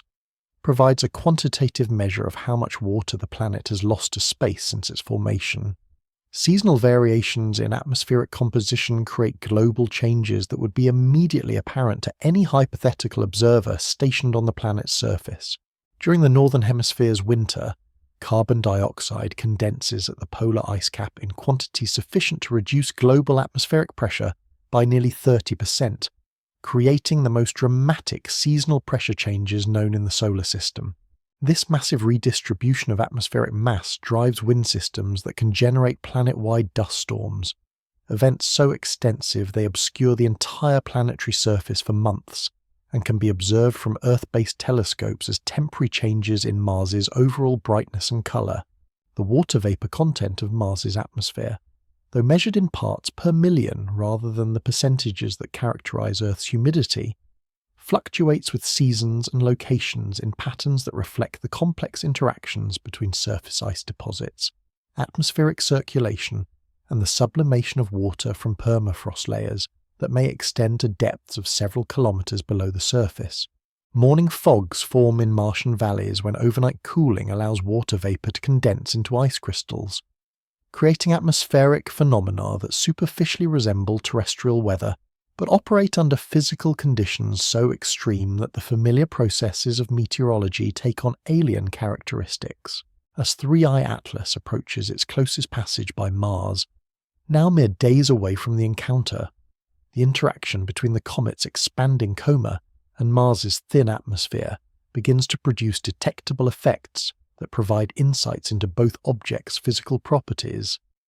The outer regions of the comet's gas envelope, extending millions of kilometers from the nucleus, encounter atmospheric molecules at altitudes where the Martian exosphere transitions into interplanetary space. These collisions, occurring at relative velocities of tens of kilometers per second, create brief fluorescent events that release photons at wavelengths characteristic of atmospheric gases excited to higher energy states by impact with high-velocity comet particles. The chemical signatures emerging from these atmospheric interactions reveal subtle differences between the water vapour in Mars's atmosphere and the sublimating ice from 3I Atlas. Isotopic analysis of the fluorescent emissions shows that the comet's water possesses deuterium ratios that differ significantly from Martian atmospheric water, indicating formation in stellar environments where cosmic ray bombardment and stellar wind composition created different conditions for isotopic fractionation. These measurements provide comparative data that illuminates the sources of water that supplied both the early Mars and the interstellar medium from which the comet condensed around another star. The dust component of Mars's thin atmosphere, consisting of particles so fine they remain suspended for months after dust storms and create the reddish haze that colours Martian sunsets, interacts weakly but measurably with the comet's dust tail through electromagnetic forces that operate over interplanetary distances. The electrostatic charging of dust particles in Mars's atmosphere, caused by friction during wind transport and exposure to solar ultraviolet radiation, creates fields that can influence the trajectories of similarly charged particles in the comet's tail, producing subtle deflections that become visible to instruments designed to study particle dynamics in space environments. Atmospheric escape from Mars. The ongoing process by which the planet continues to lose its gaseous envelope to space accelerates slightly during the comet's close approach due to the additional heating caused by collisions between atmospheric molecules and high-velocity particles from the comet's coma. The energy deposited by these collisions, though minimal compared to solar heating, creates temporary increases in upper atmospheric temperatures that enhance the rate at which hydrogen and other light elements achieve escape velocity and leave the planet permanently. These transient changes in escape rate, detectable through measurements of atmospheric glow at specific ultraviolet wavelengths, provide insights into the mechanisms that have shaped Mars's atmospheric evolution over geological time. The thin Martian atmosphere also serves as a natural laboratory for studying the behavior of comet gases under conditions that exist nowhere else in the solar system. The low atmospheric pressure allows comet particles to penetrate deeper into Mars's gaseous envelope than would be possible in Earth's denser atmosphere, creating interaction zones where the physics of gas dynamics operate under extreme conditions that bridge the gap between atmospheric science and vacuum physics. These hybrid environments, characterized by pressures and densities that fall between those of planetary atmospheres and interplanetary space, reveal how familiar physical processes adapt to conditions that exist at the boundaries of conventional scientific categories. Trace constituents of Mars's atmosphere, including methane detected in concentrations of a few parts per billion, may experience temporary enhancements during the comet's passage as organic compounds from 3I Atlas undergo photodissociation in the Martian upper atmosphere. The methane in Mars's atmosphere, whether of biological or geological origin, represents one of the planet's most intriguing chemical mysteries, since this molecule should be destroyed by atmospheric chemistry processes within a few hundred years unless it is continuously replenished by active sources. The interaction with organic compounds from an interstellar comet provides a natural experiment in comparative atmospheric chemistry that may illuminate the processes responsible for methane production on Mars. The aurora phenomena occasionally observed in Mars's thin atmosphere, caused by interactions between solar wind particles and the planet's patchy magnetic field, may be enhanced during the comet's close approach, as the additional charge particles in the comet's ionized tail interact with Mars's remnant magnetosphere. These auroral displays, visible primarily at ultraviolet wavelengths due to the low density of atmospheric gases, create temporary light shows that operate according to the same physical principles that generate Earth's northern and southern lights, but under atmospheric conditions so tenuous that the familiar green and red colours of terrestrial aurora are replaced by ultraviolet emissions invisible to hypothetical human observers on the Martian surface. The atmospheric dynamics of Mars, driven primarily by solar heating and the sublimation of polar ice deposits, experience subtle modifications during the comet's passage as the additional heating from comet particle impacts creates temporary pressure gradients that influence wind patterns and atmospheric circulation. These changes, though small compared to the seasonal variations that characterize Martian meteorology, demonstrate the sensitivity of thin planetary atmospheres to external perturbations and provide insights into how atmospheric systems respond to transient energy inputs from space-based sources. As 3i Atlas prepares for its closest approach to Mars, the red planet's thin atmosphere stands ready to record through chemical and physical changes the passage of materials that formed under the skies of another world, creating a temporary bridge between stellar environments separated by light years of space and millions of years of galactic evolution. At 14:37 Universal Time on a Tuesday afternoon that will be recorded in astronomical annals as a moment of unprecedented scientific opportunity, 3i Atlas sweeps past Mars at its point of closest approach,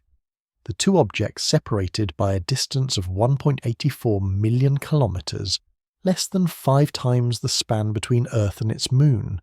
yet representing the nearest encounter between materials from different stellar systems that has occurred within the observational reach of human instruments. The geometry of this celestial rendezvous, dictated by the inexorable mathematics of orbital mechanics and gravitational dynamics,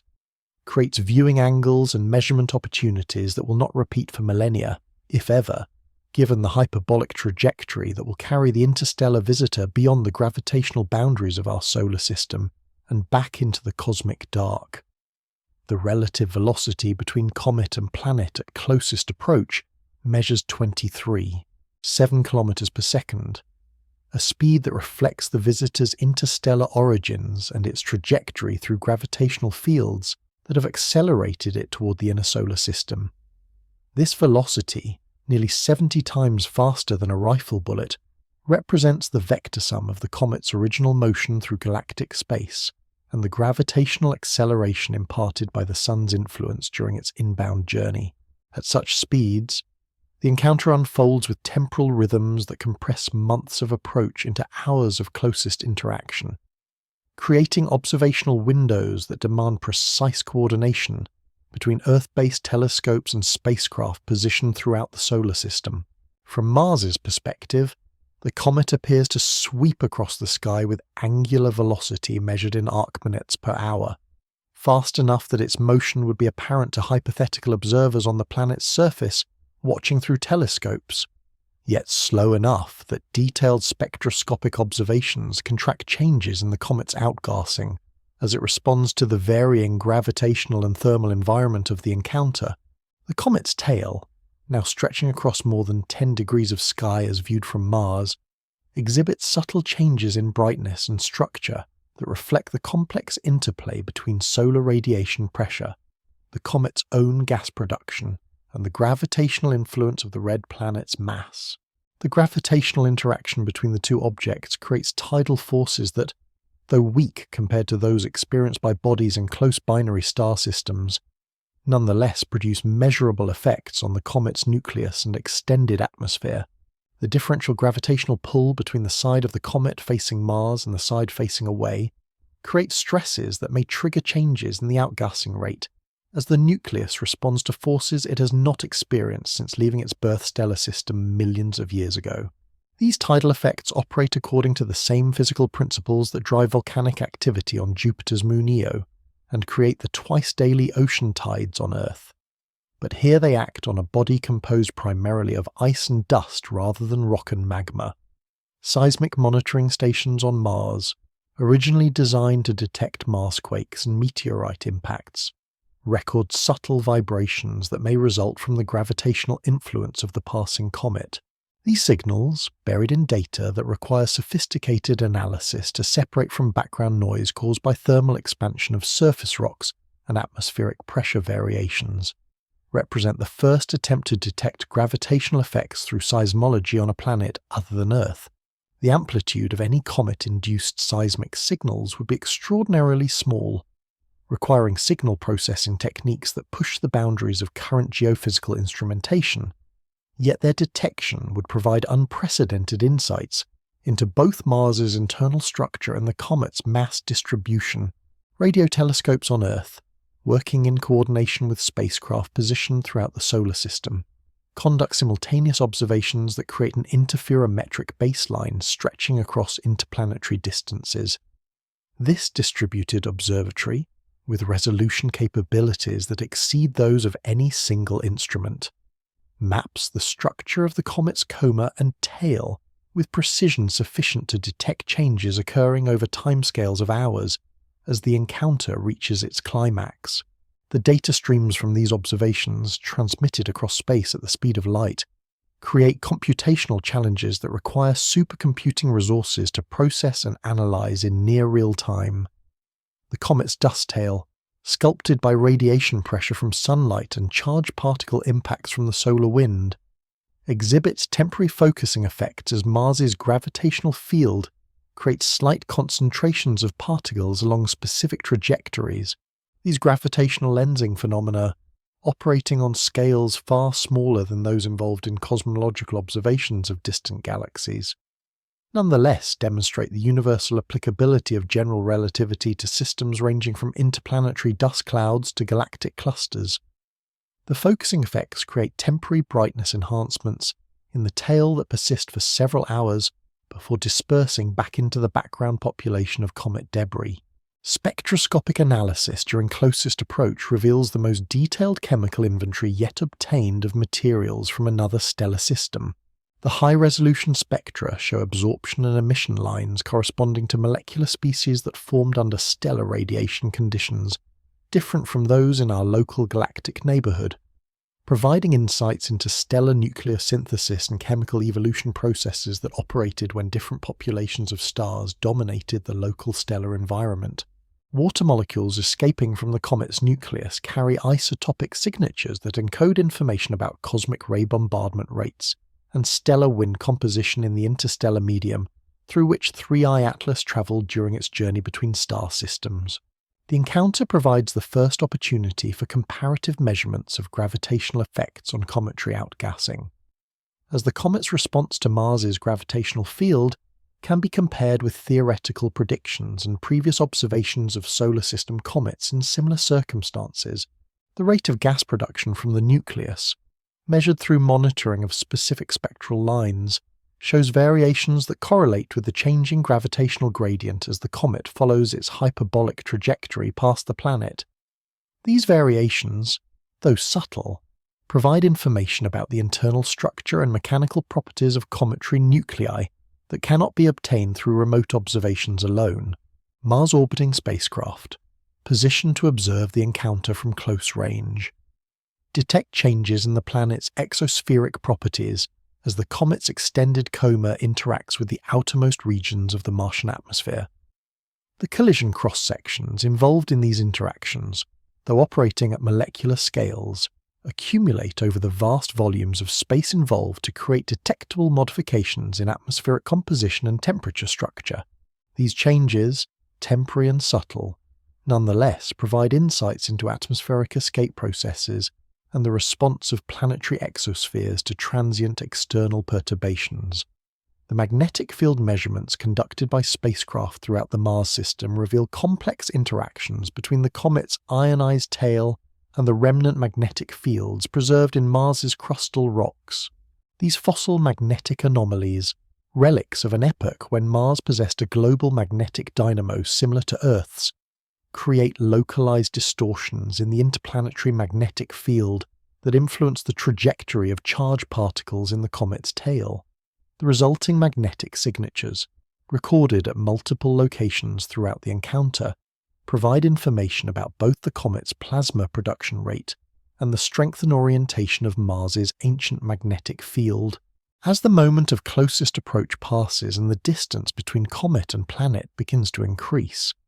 both objects carry with them the gravitational memory of this brief encounter. The comet's trajectory, now slightly modified by Mars's influence, will carry it toward the inner solar system along a path that differs measurably from its pre-encounter orbit. While Mars continues its eternal circuit around the Sun, with orbital elements that bear the infinitesimal signature of having hosted a visitor from the stars, beyond the point of closest approach, where gravitational mathematics dictated the precise geometry of encounter between worlds born under different suns. 3I Atlas begins its measured retreat from Mars with the same inexorable momentum that carried it through the outer reaches of interstellar space for millions of years. The comet's trajectory, now permanently altered by its gravitational dance with the red planet, follows a hyperbolic path that will carry it deeper into the inner solar system before eventually returning it to the cosmic dark from which it emerged, bearing within its nucleus both the chemical memories of another stellar system and the gravitational signatures of its passage through ours. The physics governing this outbound phase of the encounter mirror those of the approach, yet in reverse temporal sequence, creating a symmetry that reflects the time-reversible nature of gravitational dynamics under conditions where relativistic effects remain negligible. These same tidal forces that stretched and compressed the comet's nucleus during closest approach now relax with equal precision, allowing the ancient ice to return to its equilibrium configuration as the influence of Mars's gravity field diminishes with increasing distance. This relaxation process occurs according to the material properties of ice subjected to stresses over timescales that bridge the gap between laboratory measurements and geological processes. The comet's tail, that ephemeral structure composed of gas and dust liberated from ice that froze around another star, now streams behind the nucleus in the classic configuration that gives comets their distinctive appearance in telescopic observations. The tail's orientation, always pointing away from the sun regardless of the comet's direction of motion, creates the counterintuitive phenomenon of a comet that appears to be fleeing backwards from its own debris as it recedes from Mars and heads toward the inner regions of our solar system. This geometric arrangement, dictated by the physics of radiation pressure and solar wind dynamics,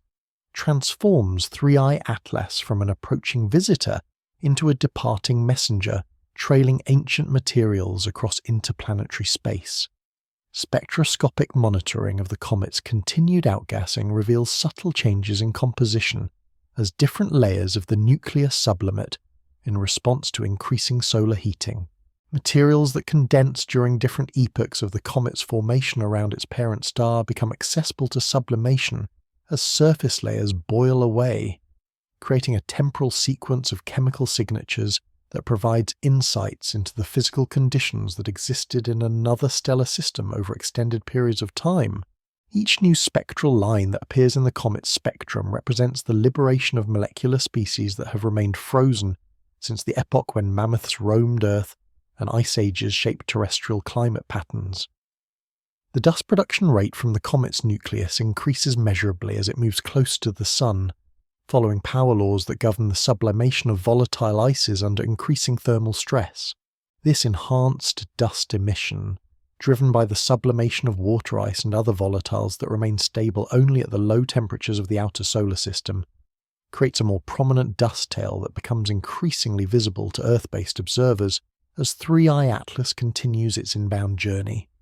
The dust grains themselves, each carrying the mineralogical signature of condensation processes that occurred in the disk of another star, scatter sunlight with efficiencies that depend on their size, distribution, and chemical composition. Radio observations reveal changes in the comet's radar reflection properties as solar heating modifies the physical structure of its surface layers. The dielectric constant of the nucleus material, altered by the phase transitions that occur as various ices sublimate and leave behind refractory residues, creates time-variable radar signatures that provide information about subsurface layering and composition gradients within the comet's interior. These measurements, conducted using the most sensitive planetary radar systems on Earth, push the boundaries of what can be determined about small solar system bodies through remote sensing techniques. The interaction between the comet's expanding coma and the solar wind becomes increasingly complex as 3I Atlas approaches regions where the density and velocity of charged particles from the Sun create more dynamic plasma environments. Ion-neutral chemical reactions, occurring in gas densities that remain far below terrestrial atmospheric conditions yet far exceed those of interstellar space, produce secondary chemical species that create their own spectral signatures and provide insights into plasma chemistry processes that operate under conditions unique to cometary environments. These reactions follow the same principles that govern chemistry in laboratory plasmas and stellar atmospheres, yet operate here in parameter ranges that exist nowhere else in the accessible universe. Ground-based telescopes tracking the comet's progress detect increasing variability in its brightness and spectral characteristics, as the nucleus responds to the growing intensity of solar heating through mechanisms that may include seasonal changes in the sublimation rate from different hemispheres, rotational effects that expose different compositional regions to sunlight,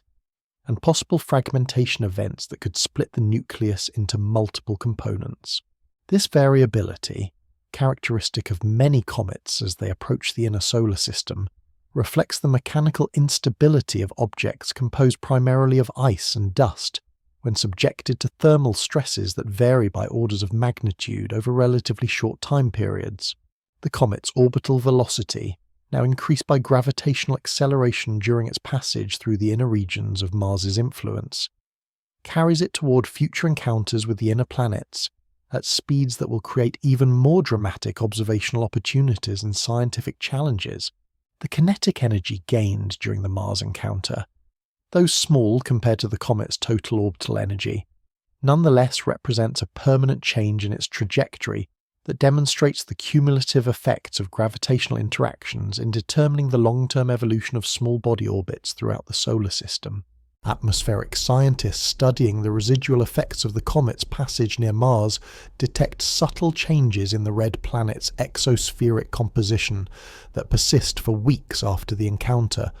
indicating that the interaction between comet gases and planetary atmospheric constituents created chemical products with longer lifetimes than he initially predicted by theoretical models. These persistent signatures provide natural experiments in atmospheric chemistry that reveal how planetary atmospheres respond to transient chemical inputs from external sources,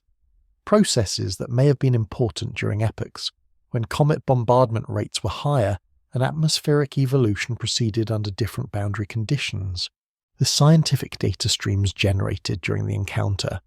now flowing from telescopes and spacecraft throughout the solar system to data processing centers on Earth, create computational challenges that require months or years of analysis to fully exploit. The multispectral observations, radar measurements, gravitational perturbation studies, and plasma physics experiments conducted during the closest approach phase generate datasets that will support research programs for decades, providing insights into comparative planetology, stellar nucleosynthesis, galactic chemical evolution, and the physics of small bodies that bridge the gap between solar system science and astrophysics. As 3i Atlas continues its outbound journey from Mars, now carrying the gravitational memory of its encounter with our solar system's fourth planet, it serves as a travelling laboratory that will provide continuing opportunities for scientific observation as it approaches Venus, Mercury, and eventually the Sun itself.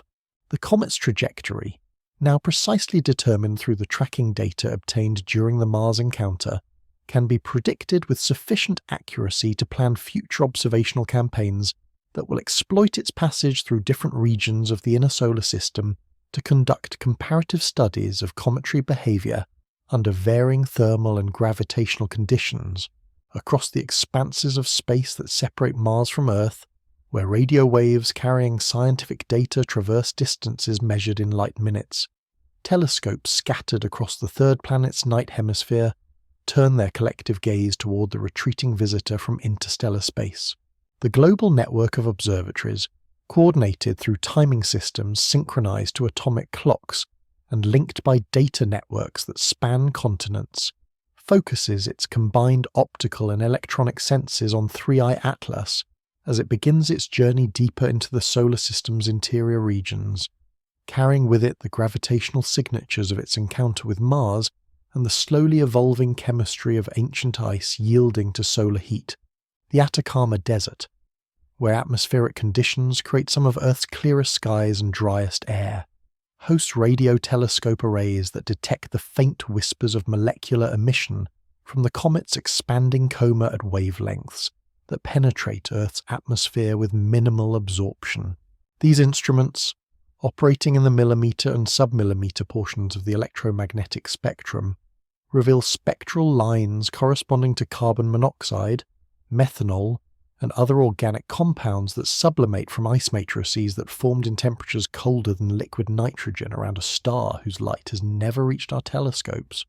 The molecular transitions detected in these observations encode information about rotational and vibrational energy states that reflect the physical conditions existing within the comet's nucleus. As solar heating drives phase changes in materials that have remained unchanged for millions of years, observatory complexes perched on volcanic peaks in Hawaii and the Canary Islands exploit the thin, stable atmosphere at high altitude to conduct optical and infrared observations that track changes in the comet's dust production as it responds to increasing solar heating. The thermal infrared signatures, invisible to human vision but readily detectable by instruments cooled to liquid nitrogen temperatures, reveal the size, distribution and mineralogy of dust grains ejected from the nucleus at velocities measured in hundreds of meters per second. These particles, each no larger than cigarette smoke yet carrying within their crystalline structure the chemical fingerprints of mineral formation processes that occurred in the disk of another star, create emission features at wavelengths that correspond to molecular vibrations in silicate lattices and organic carbon compounds. The coordinated observation campaigns require precise timing that accounts for the finite speed of light across interplanetary distances, ensuring that measurements conducted simultaneously from multiple Earth-based locations actually sample the same physical phenomena occurring around the comet, despite the 17-minute delay for radio signals to traverse the space between 3i Atlas and terrestrial receivers. This temporal synchronization, achieved through GPS satellite networks and atomic clock standards that maintain accuracy better than 1 part in 10 billion, creates a distributed observatory with angular resolution capabilities that exceed those of any single telescope through the interferometric combination of signals received at widely separated locations. Space-based telescopes, operating beyond the distorting effects of Earth's atmosphere, provide complementary observations at ultraviolet and X-ray wavelengths that reveal the highest energy processes occurring as solar wind particles interact with ionized gases in the comet's tail. The Hubble Space Telescope, with its unprecedented angular resolution and sensitivity to ultraviolet emissions that cannot penetrate to Earth's surface, detects fluorescence from water vapor molecules excited by solar ultraviolet radiation, creating spectral signatures that encode information about the isotopic composition of water ice that formed under the stellar radiation environment of another sun. These observations provide direct measurements of deuterium to hydrogen ratios that offer insights into stellar nucleosynthesis and galactic chemical evolution processes that operated in different regions of the galaxy during earlier epochs of cosmic history. The tracking data obtained through radar observations conducted by the world's most powerful planetary radar systems, including the Arecibo Observatory and the Goldstone Deep Space Communications Complex, provide measurements of the comet's distance and radial velocity with precision approaching centimeters per second. These radar techniques, which involve transmitting high-power radio signals toward the comet and analyzing the characteristics of the reflected echoes, reveal information about the nuclear surface properties, internal structure, and rotation state that cannot be obtained through passive optical observations alone. The radar cross-section measurements indicate surface roughness and dielectric properties that reflect the mechanical and chemical evolution of materials subjected to millions of years of cosmic ray bombardment and micrometeorite impacts during the comet's journey through interstellar space. Photometric monitoring programs, using automated telescopes that measure the comet's brightness at multiple wavelengths throughout each night of observation, detect periodic variations that correspond to the nucleus rotation period and reveal non-uniform surface properties that create changes in reflectivity and outgassing rate as different hemispheres face toward the Sun. These brightness variations, with amplitudes measured in hundredths of a magnitude, require photometric precision that demands careful calibration against standard stars and correction for atmospheric extinction effects that vary with the comet's changing position in Earth's sky. The rotational light curves derived from these measurements provide insights into the comet's shape, surface composition gradients, and the distribution of volatile materials within the nucleus that drive the observed outgassing patterns. Spectroscopic observations conducted at wavelengths spanning from radio to gamma rays create comprehensive chemical inventories that reveal not only the major constituents of the comet's nucleus, but also trace species present at concentration levels measured in parts per million. The detection of isotopic variants of common molecules, including heavy water containing deuterium and carbon compounds enriched in carbon-13, provides quantitative constraints on the stellar nucleosynthesis processes that produce the raw materials from which 3I Atlas condensed in another stellar system. These isotopic signatures, preserved in ice matrices that have remained chemically inert during the comet's interstellar journey, offer direct samples of stellar wind and supernova ejecta that enrich the interstellar medium in different regions of the galaxy during epochs when star formation rates and stellar population characteristics differed from those observed in our current galactic neighborhood. The global coordination of these observational programs requires international cooperation that transcends political boundaries and time zones, creating scientific collaborations that unite astronomers working under different national research programs, yet sharing common goals of understanding the physical processes that govern cometary evolution and the chemical signatures that preserve information about stellar evolution in distant regions of the galaxy. The data-sharing protocols established for the 3I Atlas observational campaign create precedents for future studies of interstellar visitors and demonstrate the scientific benefits that emerge when the global astronomical community functions as a coordinated international observatory rather than a collection of independent national research programs. Amateur astronomers, equipped with increasingly sophisticated commercial telescopes and electronic cameras, contribute their own observations to the coordinated tracking effort, providing temporal coverage that fills gaps in the professional observatory schedules and extending the geographical distribution of observation sites to regions not served by major research institutions. These citizen science contributions, though individually less precise than data obtained with research-grade instrumentation, collectively provide statistical sampling that improves the overall quality of the dataset and demonstrates the continued importance of amateur participation in astronomical research programs that study phenomena visible through moderate-sized telescopes under suitable observing conditions, as 3I Atlas continues its retreat from Mars and approach toward the inner solar system.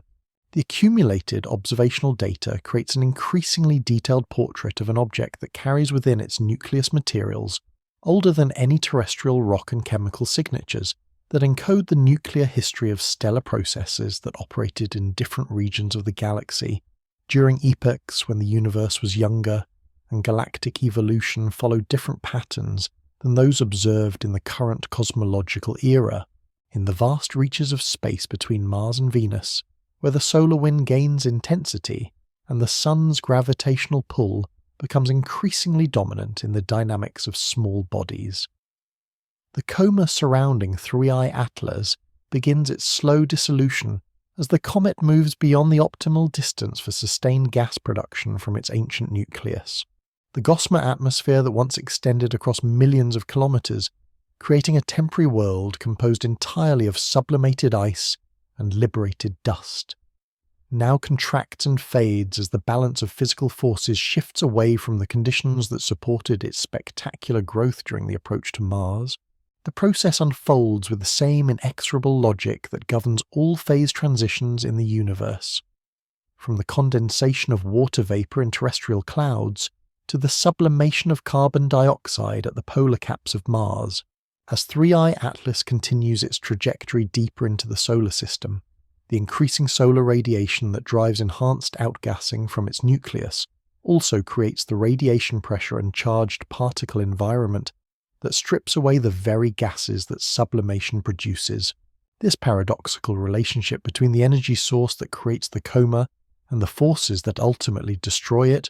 reflects the complex feedback mechanisms that govern the evolution of cometary atmospheres throughout their passages around stars. The outer boundaries of the coma, where gas densities fall below 1 molecule per cubic centimetre, begin to merge imperceptibly with the interplanetary medium through processes that operate on scales ranging from individual molecular collisions to the bulk flow of plasma across magnetic field lines embedded in the solar wind. The transition zone between cometary atmosphere and space represents neither a sharp boundary nor a gradual fade, but rather a complex interface, where different physical processes dominate at different scales and under different conditions of local particle density and magnetic field strength. Hydrogen atoms, the lightest constituents of the disintegrating coma, escape most readily from the comet's weakening gravitational influence, achieving velocities that carry them far beyond the nucleus before solar ultraviolet radiation ionizes them and incorporates them into the general population of charged particles that comprise the solar wind. These hydrogen atoms, originally locked in water ice molecules that formed in the protoplanetary disk of another star, now join the continuous outflow of matter from our own sun that pervades the entire heliosphere and eventually reaches the boundary where solar influence merges with the interstellar medium from which the comet originally emerged. The spectroscopic signatures of molecular species in the coma fade in inverse correlation with their molecular masses and binding energies, creating a temporal sequence of disappearance that provides insights into the physical chemistry of gas phase reactions under conditions that exist nowhere else in the accessible universe. Water vapor, with its relatively high molecular weight and strong hydrogen bonding characteristics, persists longer in detectable concentrations than the lighter molecules like carbon monoxide and nitrogen that were among the first species to appear when the coma initially formed. This mass-dependent fractionation creates changing isotopic ratios in the observable gas as lighter isotopic variants escape preferentially, leaving behind samples enriched in heavier isotopes that record the final stages of cometary atmospheric evolution. The dust component of the fading coma follows different evolutionary pathways that depend on particle size, composition, and the mechanical properties that determine how individual grains respond to radiation pressure from sunlight and momentum transfer from solar wind particles. Larger dust grains, those approaching the dimensions of sand particles, fall back toward the nucleus under the influence of the comet's weak gravitational field, creating a temporary dust atmosphere that may persist for months after the gas component has dissipated below detectable levels. Smaller particles, with surface area to mass ratios that make them susceptible to radiation pressure effects, continue to accelerate away from the comet and eventually join the general population of interplanetary dust that pervades the solar system. Radio telescopes monitoring the comet's molecular emissions detect the gradual disappearance of spectral lines that once provided detailed chemical inventories of materials formed around another star. The signal strengths diminish according to power laws that reflect the physical processes governing molecular escape from the coma, creating fade rates that can be used to infer the comet's mass loss rate and the efficiency of various gas production mechanisms operating within the nucleus. These measurements provide quantitative data about cometary evolution that complement theoretical models of how icy bodies respond to solar heating as they follow trajectories that carry them through different thermal environments. Optical observations reveal changes in the apparent size and brightness of the coma that follow predictable patterns based on the geometry of solar illumination and the viewing angle from Earth-based telescopes. The angular diameter of the visible coma shrinks as its actual physical extent decreases, yet the surface brightness may increase temporarily as the same amount of light becomes concentrated into a smaller apparent area. These photometric changes, measured through careful comparison with background stars whose brightnesses remain constant, provide information about the total gas and dust production rates that cannot be obtained through spectroscopic techniques alone. The comet's tail, that most visually dramatic component of its appearance during the active phase near Mars, also begins to fade as the supply of new material from the nucleus diminishes and existing tail material disperses according to the complex dynamics of plasma and dust in the solar wind environment. The gas tail, composed primarily of ionized molecules that follow magnetic field lines, fades more rapidly than the dust tail because ionized species respond more directly to changes in the comet's gas production rate. The dust tail, with its curved geometry that reflects the mechanical effects of radiation pressure on particles of different sizes, persists longer but gradually disperses as individual dust grains follow slightly different trajectories that spread the tail material across increasingly large volumes of space. Theoretical models of cometary coma evolution, validated through comparison with the observational data obtained during 3 Atlas's active phase, predict that detectable gas production should cease entirely when the comet reaches distances from the Sun where solar heating becomes insufficient to drive sublimation from the major volatile constituents that comprise the nucleus. This transition from active comet to dormant nucleus occurs at different heliocentric distances for different volatile species, creating a complex evolutionary sequence where various components of the original coma disappear at predictable points along the comet's trajectory. The magnetic field measurements conducted by spacecraft positioned throughout the inner solar system reveal the gradual disappearance of the distinctive magnetic signatures that characterize the comet during its active phase near Mars. The bow shock that formed when the solar wind encountered the comet's expanding atmosphere weakens and eventually disappears entirely as the gas production rate falls below the threshold necessary to create significant interactions with the interplanetary magnetic field. This transition marks the transformation of 3I Atlas from an active comet with its own temporary magnetosphere to a passive object that interacts with the solar wind only through the electromagnetic properties of its nucleus surface, as the last traces of the coma fade into the background noise of interplanetary space. 3I Atlas undergoes the fundamental transformation from a world with its temporary atmosphere to a bare nucleus that will continue its journey through the inner solar system as a dark, inactive body, indistinguishable from asteroids except for the chemical composition revealed through spectroscopic analysis of its surface materials. This metamorphosis, from spectacular celestial beacon to inconspicuous interplanetary wanderer,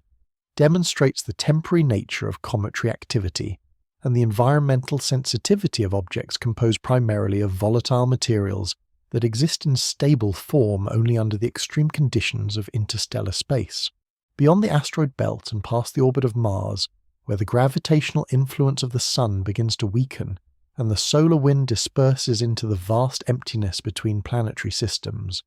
3I Atlas carries within its now dormant nucleus a cargo more precious than any terrestrial treasure: microscopic particles of dust from our solar system, incorporated into its structure during the brief months when its coma expanded to planetary dimensions and swept up material that has orbited our star since the epoch of planetary formation, 4.5 billion years ago. This inadvertent collection process, governed by the same collision dynamics that operate in planetary ring systems and protoplanetary disks, transforms the interstellar visitor into an unwitting messenger that will carry samples of our solar system's chemistry back into the galactic void.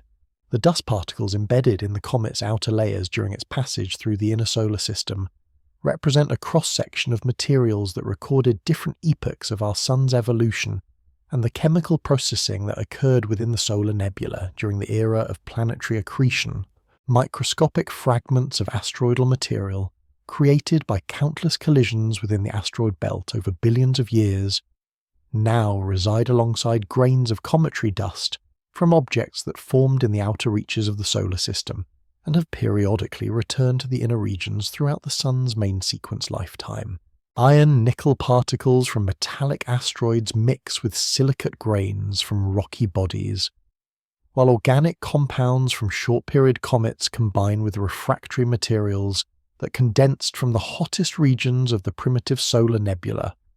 The incorporation mechanism operates through electrostatic attraction and mechanical impaction as the comet's expanding coma encounters the sparse but omnipresent population of interplanetary dust that pervades the space between planetary orbits. Individual dust grains, travelling at relative velocities measured in kilometers per second,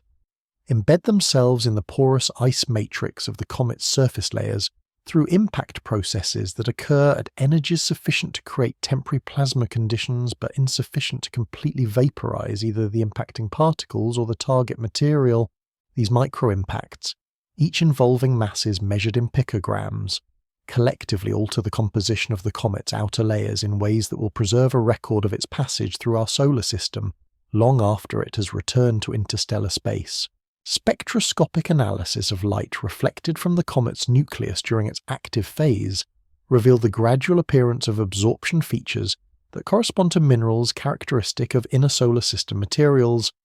confirming that the dust incorporation process operates with sufficient efficiency to create detectable changes in surface composition over the timescales of months rather than geological ages. The ion absorption bands that appear in near-infrared spectra indicate the presence of metallic particles that could only have originated from the differentiated cores of asteroids,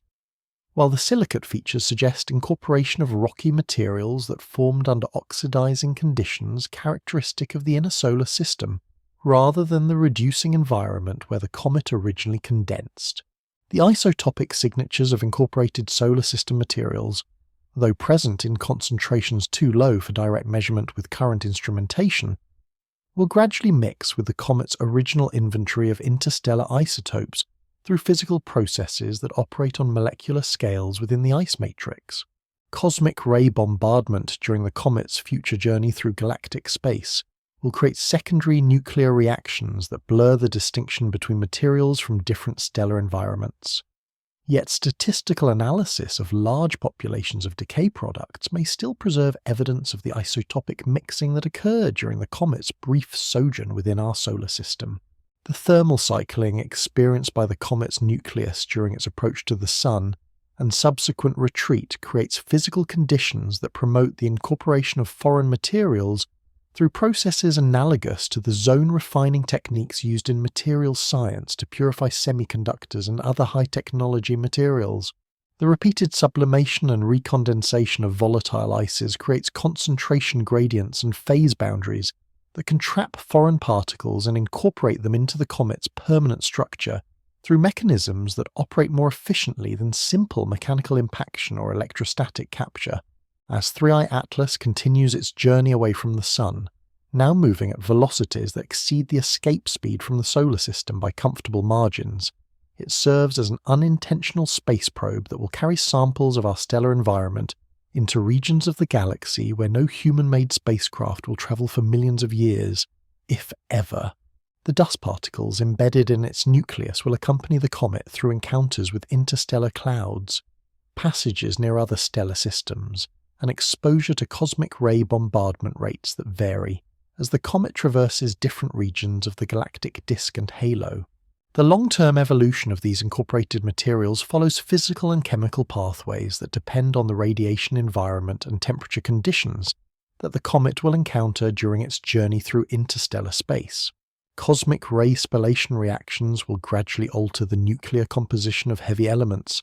creating isotopic signatures that record the integrated exposure history of materials that originated in our solar system but evolved under the influence of galactic cosmic rays during transit through different regions of the local stellar neighborhood.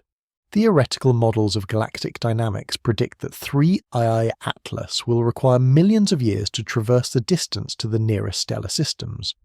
during which time gravitational perturbations from passing stars and encounters with interstellar clouds may alter its trajectory in ways that determine which stellar environments it eventually visits. The embedded solar system materials will thus serve as chemical tracers that could potentially provide future civilizations with information about the composition and isotopic characteristics of our Sun and planetary system.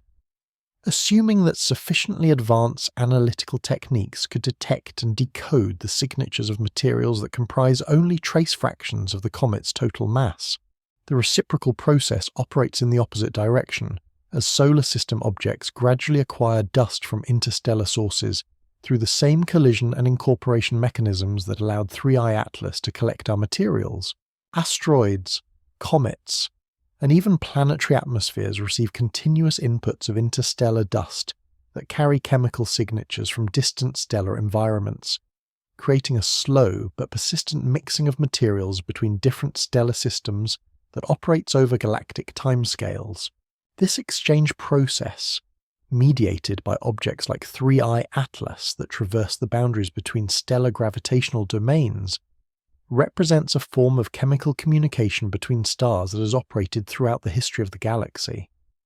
The scientific implications of this material exchange process extend beyond simple chemical mixing to encompass possibilities for the transfer of complex organic compounds and even potentially viable microorganisms between stellar systems. The timescales involved in interstellar transfer, measured in millions of years, exceed the known survival limits of terrestrial organisms under space conditions.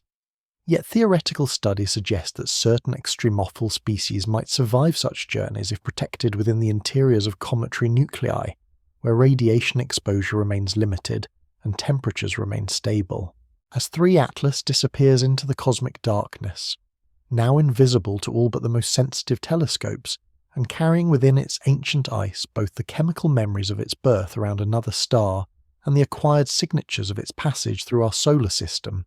it continues a process of galactic chemical evolution that has operated since the first generation of stars began enriching interstellar space with heavy elements forged in their nuclear cores. In the infinite darkness beyond the outer planets, where the sun diminishes to little more than the brightest star in a field of distant lights, and the temperature of space approaches the cosmic microwave background that preserves the afterglow of creation itself, 3I Atlas continues its eternal journey with the patient persistence that characterizes all motion in the universe. The comet now travels at velocities that will carry it beyond the gravitational boundary of our solar system and back into the galactic medium from which it emerged, bearing within its nucleus both the pristine chemistry of its birth around another star and the accumulated memories of its passage through our own stellar domain. The trajectory that carries the comet toward its ultimate destination among the stars follows mathematical curves that extend across scales from the quantum fluctuations that govern atomic transitions to the large-scale structure of the galaxy itself. The same gravitational dynamics that determine the comet's hyperbolic orbit past Mars and through the inner solar system now guide its motion through the outer reaches of heliospheric space, where the solar wind gradually weakens and merges with the interstellar medium that fills the spaces between stars. These transition zones, neither fully solar nor truly interstellar, represent boundary regions where the physics of stellar influence gives way to the larger dynamics of galactic evolution and cosmic structure formation. The comet's nucleus, now stripped of its temporary atmosphere and reduced to its essential core of ancient ice and embedded dust, carries forward the accumulated thermal history of its encounter with solar radiation. The outer layers, modified by sublimation and thermal cycling during the active phase near Mars, preserve in their crystalline structure the record of phase transitions that occurred as materials formed around one star underwent processing by the energy output of another. This thermal memory, encoded in the molecular arrangement of water ice, and the distribution of trace chemical species throughout the nucleus, represents a form of information storage that operates on geological timescales and preserves data about stellar radiation environments across interstellar distances. The isotopic signatures within the comet's ice, now mixed through diffusion processes with small quantities of solar system materials incorporated during its passage through our planetary domain, create chemical fingerprints that encode information about 2 different epochs of stellar evolution and nucleosynthesis. The original isotope ratios, reflecting the nuclear processing that occurred in the core of the comet's parent star and the cosmic ray bombardment it experienced during its interstellar journey, now combine with trace signatures from our own solar nebula to create a chemical record that spans different regions of the galaxy and different generations of stellar death and rebirth. As 3I Atlas moves beyond the orbit of Neptune and enters the realm where Kuiper Belt objects mark the outer boundary of our solar system's planetary architecture, it passes through regions of space that contain the most primitive materials available for study within our stellar domain. These icy bodies, preserved in the deep freeze of the outer solar system since the epoch of planetary formation, represent compositional samples of the same stellar nebula from which Earth and the other planets condensed, yet they remained sufficiently distant from solar heating to preserve volatile compounds and organic materials that were lost from the inner planets during their formation and early evolution. The comparative chemistry between 3I Atlas and native Kuiper Belt objects provides insights into the differences between stellar systems that formed under different conditions of galactic chemical enrichment, stellar population characteristics, and interstellar medium composition. The comet's deficit in certain trace elements and its unusual isotopic ratios for common molecular species reflect the distinct stellar environment in which it formed, where different generations of stellar nucleosynthesis and supernova enrichment created chemical abundances that deviate from the solar system norm in ways that illuminate the diversity of planetary formation processes throughout the galaxy. Theoretical models of the comet's future trajectory, based on integration of its orbital motion through the gravitational field of the Milky Way galaxy, predict passages near other stellar systems over timescales that exceed the current age of complex life on Earth. These calculations, necessarily uncertain due to the chaotic nature of gravitational dynamics, in systems involving multiple stellar masses and the unknown effects of encounters with interstellar clouds and dark matter concentrations, nonetheless suggest that 3I Atlas will eventually experience gravitational perturbations from other stars that could alter its trajectory in fundamental ways. The comet's journey through interstellar space will expose it to cosmic ray bombardment rates that vary with its position relative to supernova remnants, stellar wind boundaries, and the galactic magnetic field structure that deflects charged particles according to their energy and charge state. This variable radiation environment will gradually modify the nuclear composition of atoms within the comet's nucleus through spallation reactions that create new isotopic species and alter the chemical inventory that recorded conditions in the comet's birth stellar system. The accumulated effects of cosmic ray processing over millions of years will eventually erase some of the original chemical signatures, while creating new isotopic markers that record the integrated history of the comet's exposure to galactic cosmic rays. The possibility that 3I Atlas may eventually encounter another stellar system with its own planetary architecture raises questions about the role of such interstellar messengers in facilitating chemical and potentially biological exchange between different stellar environments. The timescales involved in such transfers, measured in millions to hundreds of millions of years, exceed the known survival limits of terrestrial organisms. Yet the comet's nucleus provides protection from radiation and temperature extremes that might allow certain classes of complex organic molecules to survive interstellar transport and contribute to the chemical inventory available for prebiotic evolution in other stellar systems. The statistical mechanics governing the motion of objects like 3I Atlas through the galactic gravitational field suggest that a small fraction of comets ejected from their birth stellar systems will eventually be captured by other stars, creating a slow but persistent process of material exchange that has operated throughout the history of stellar formation in the galaxy. This transfer mechanism, mediated by gravitational dynamics and operating over cosmological timescales, represents a form of chemical communication between stellar systems that could have profound implications for understanding the distribution of complex chemistry and potentially life throughout the galaxy. The comet's continued motion through space follows the same physical laws that govern the expansion of the universe, the formation of galactic structure, and the nuclear reactions that power stellar evolution. Its trajectory through the local group of stars carries it as a messenger between different epochs of cosmic chemical evolution, bearing materials that formed when the galaxy possessed different characteristics of star formation rate, metallicity, and large-scale structure than those observed in the current cosmological era. As 3I Atlas disappears beyond the range of human observation and enters the realm of purely theoretical prediction, it continues to embody the fundamental principles of physics that connect processes occurring on atomic scales to the evolution of cosmic structure over billions of years.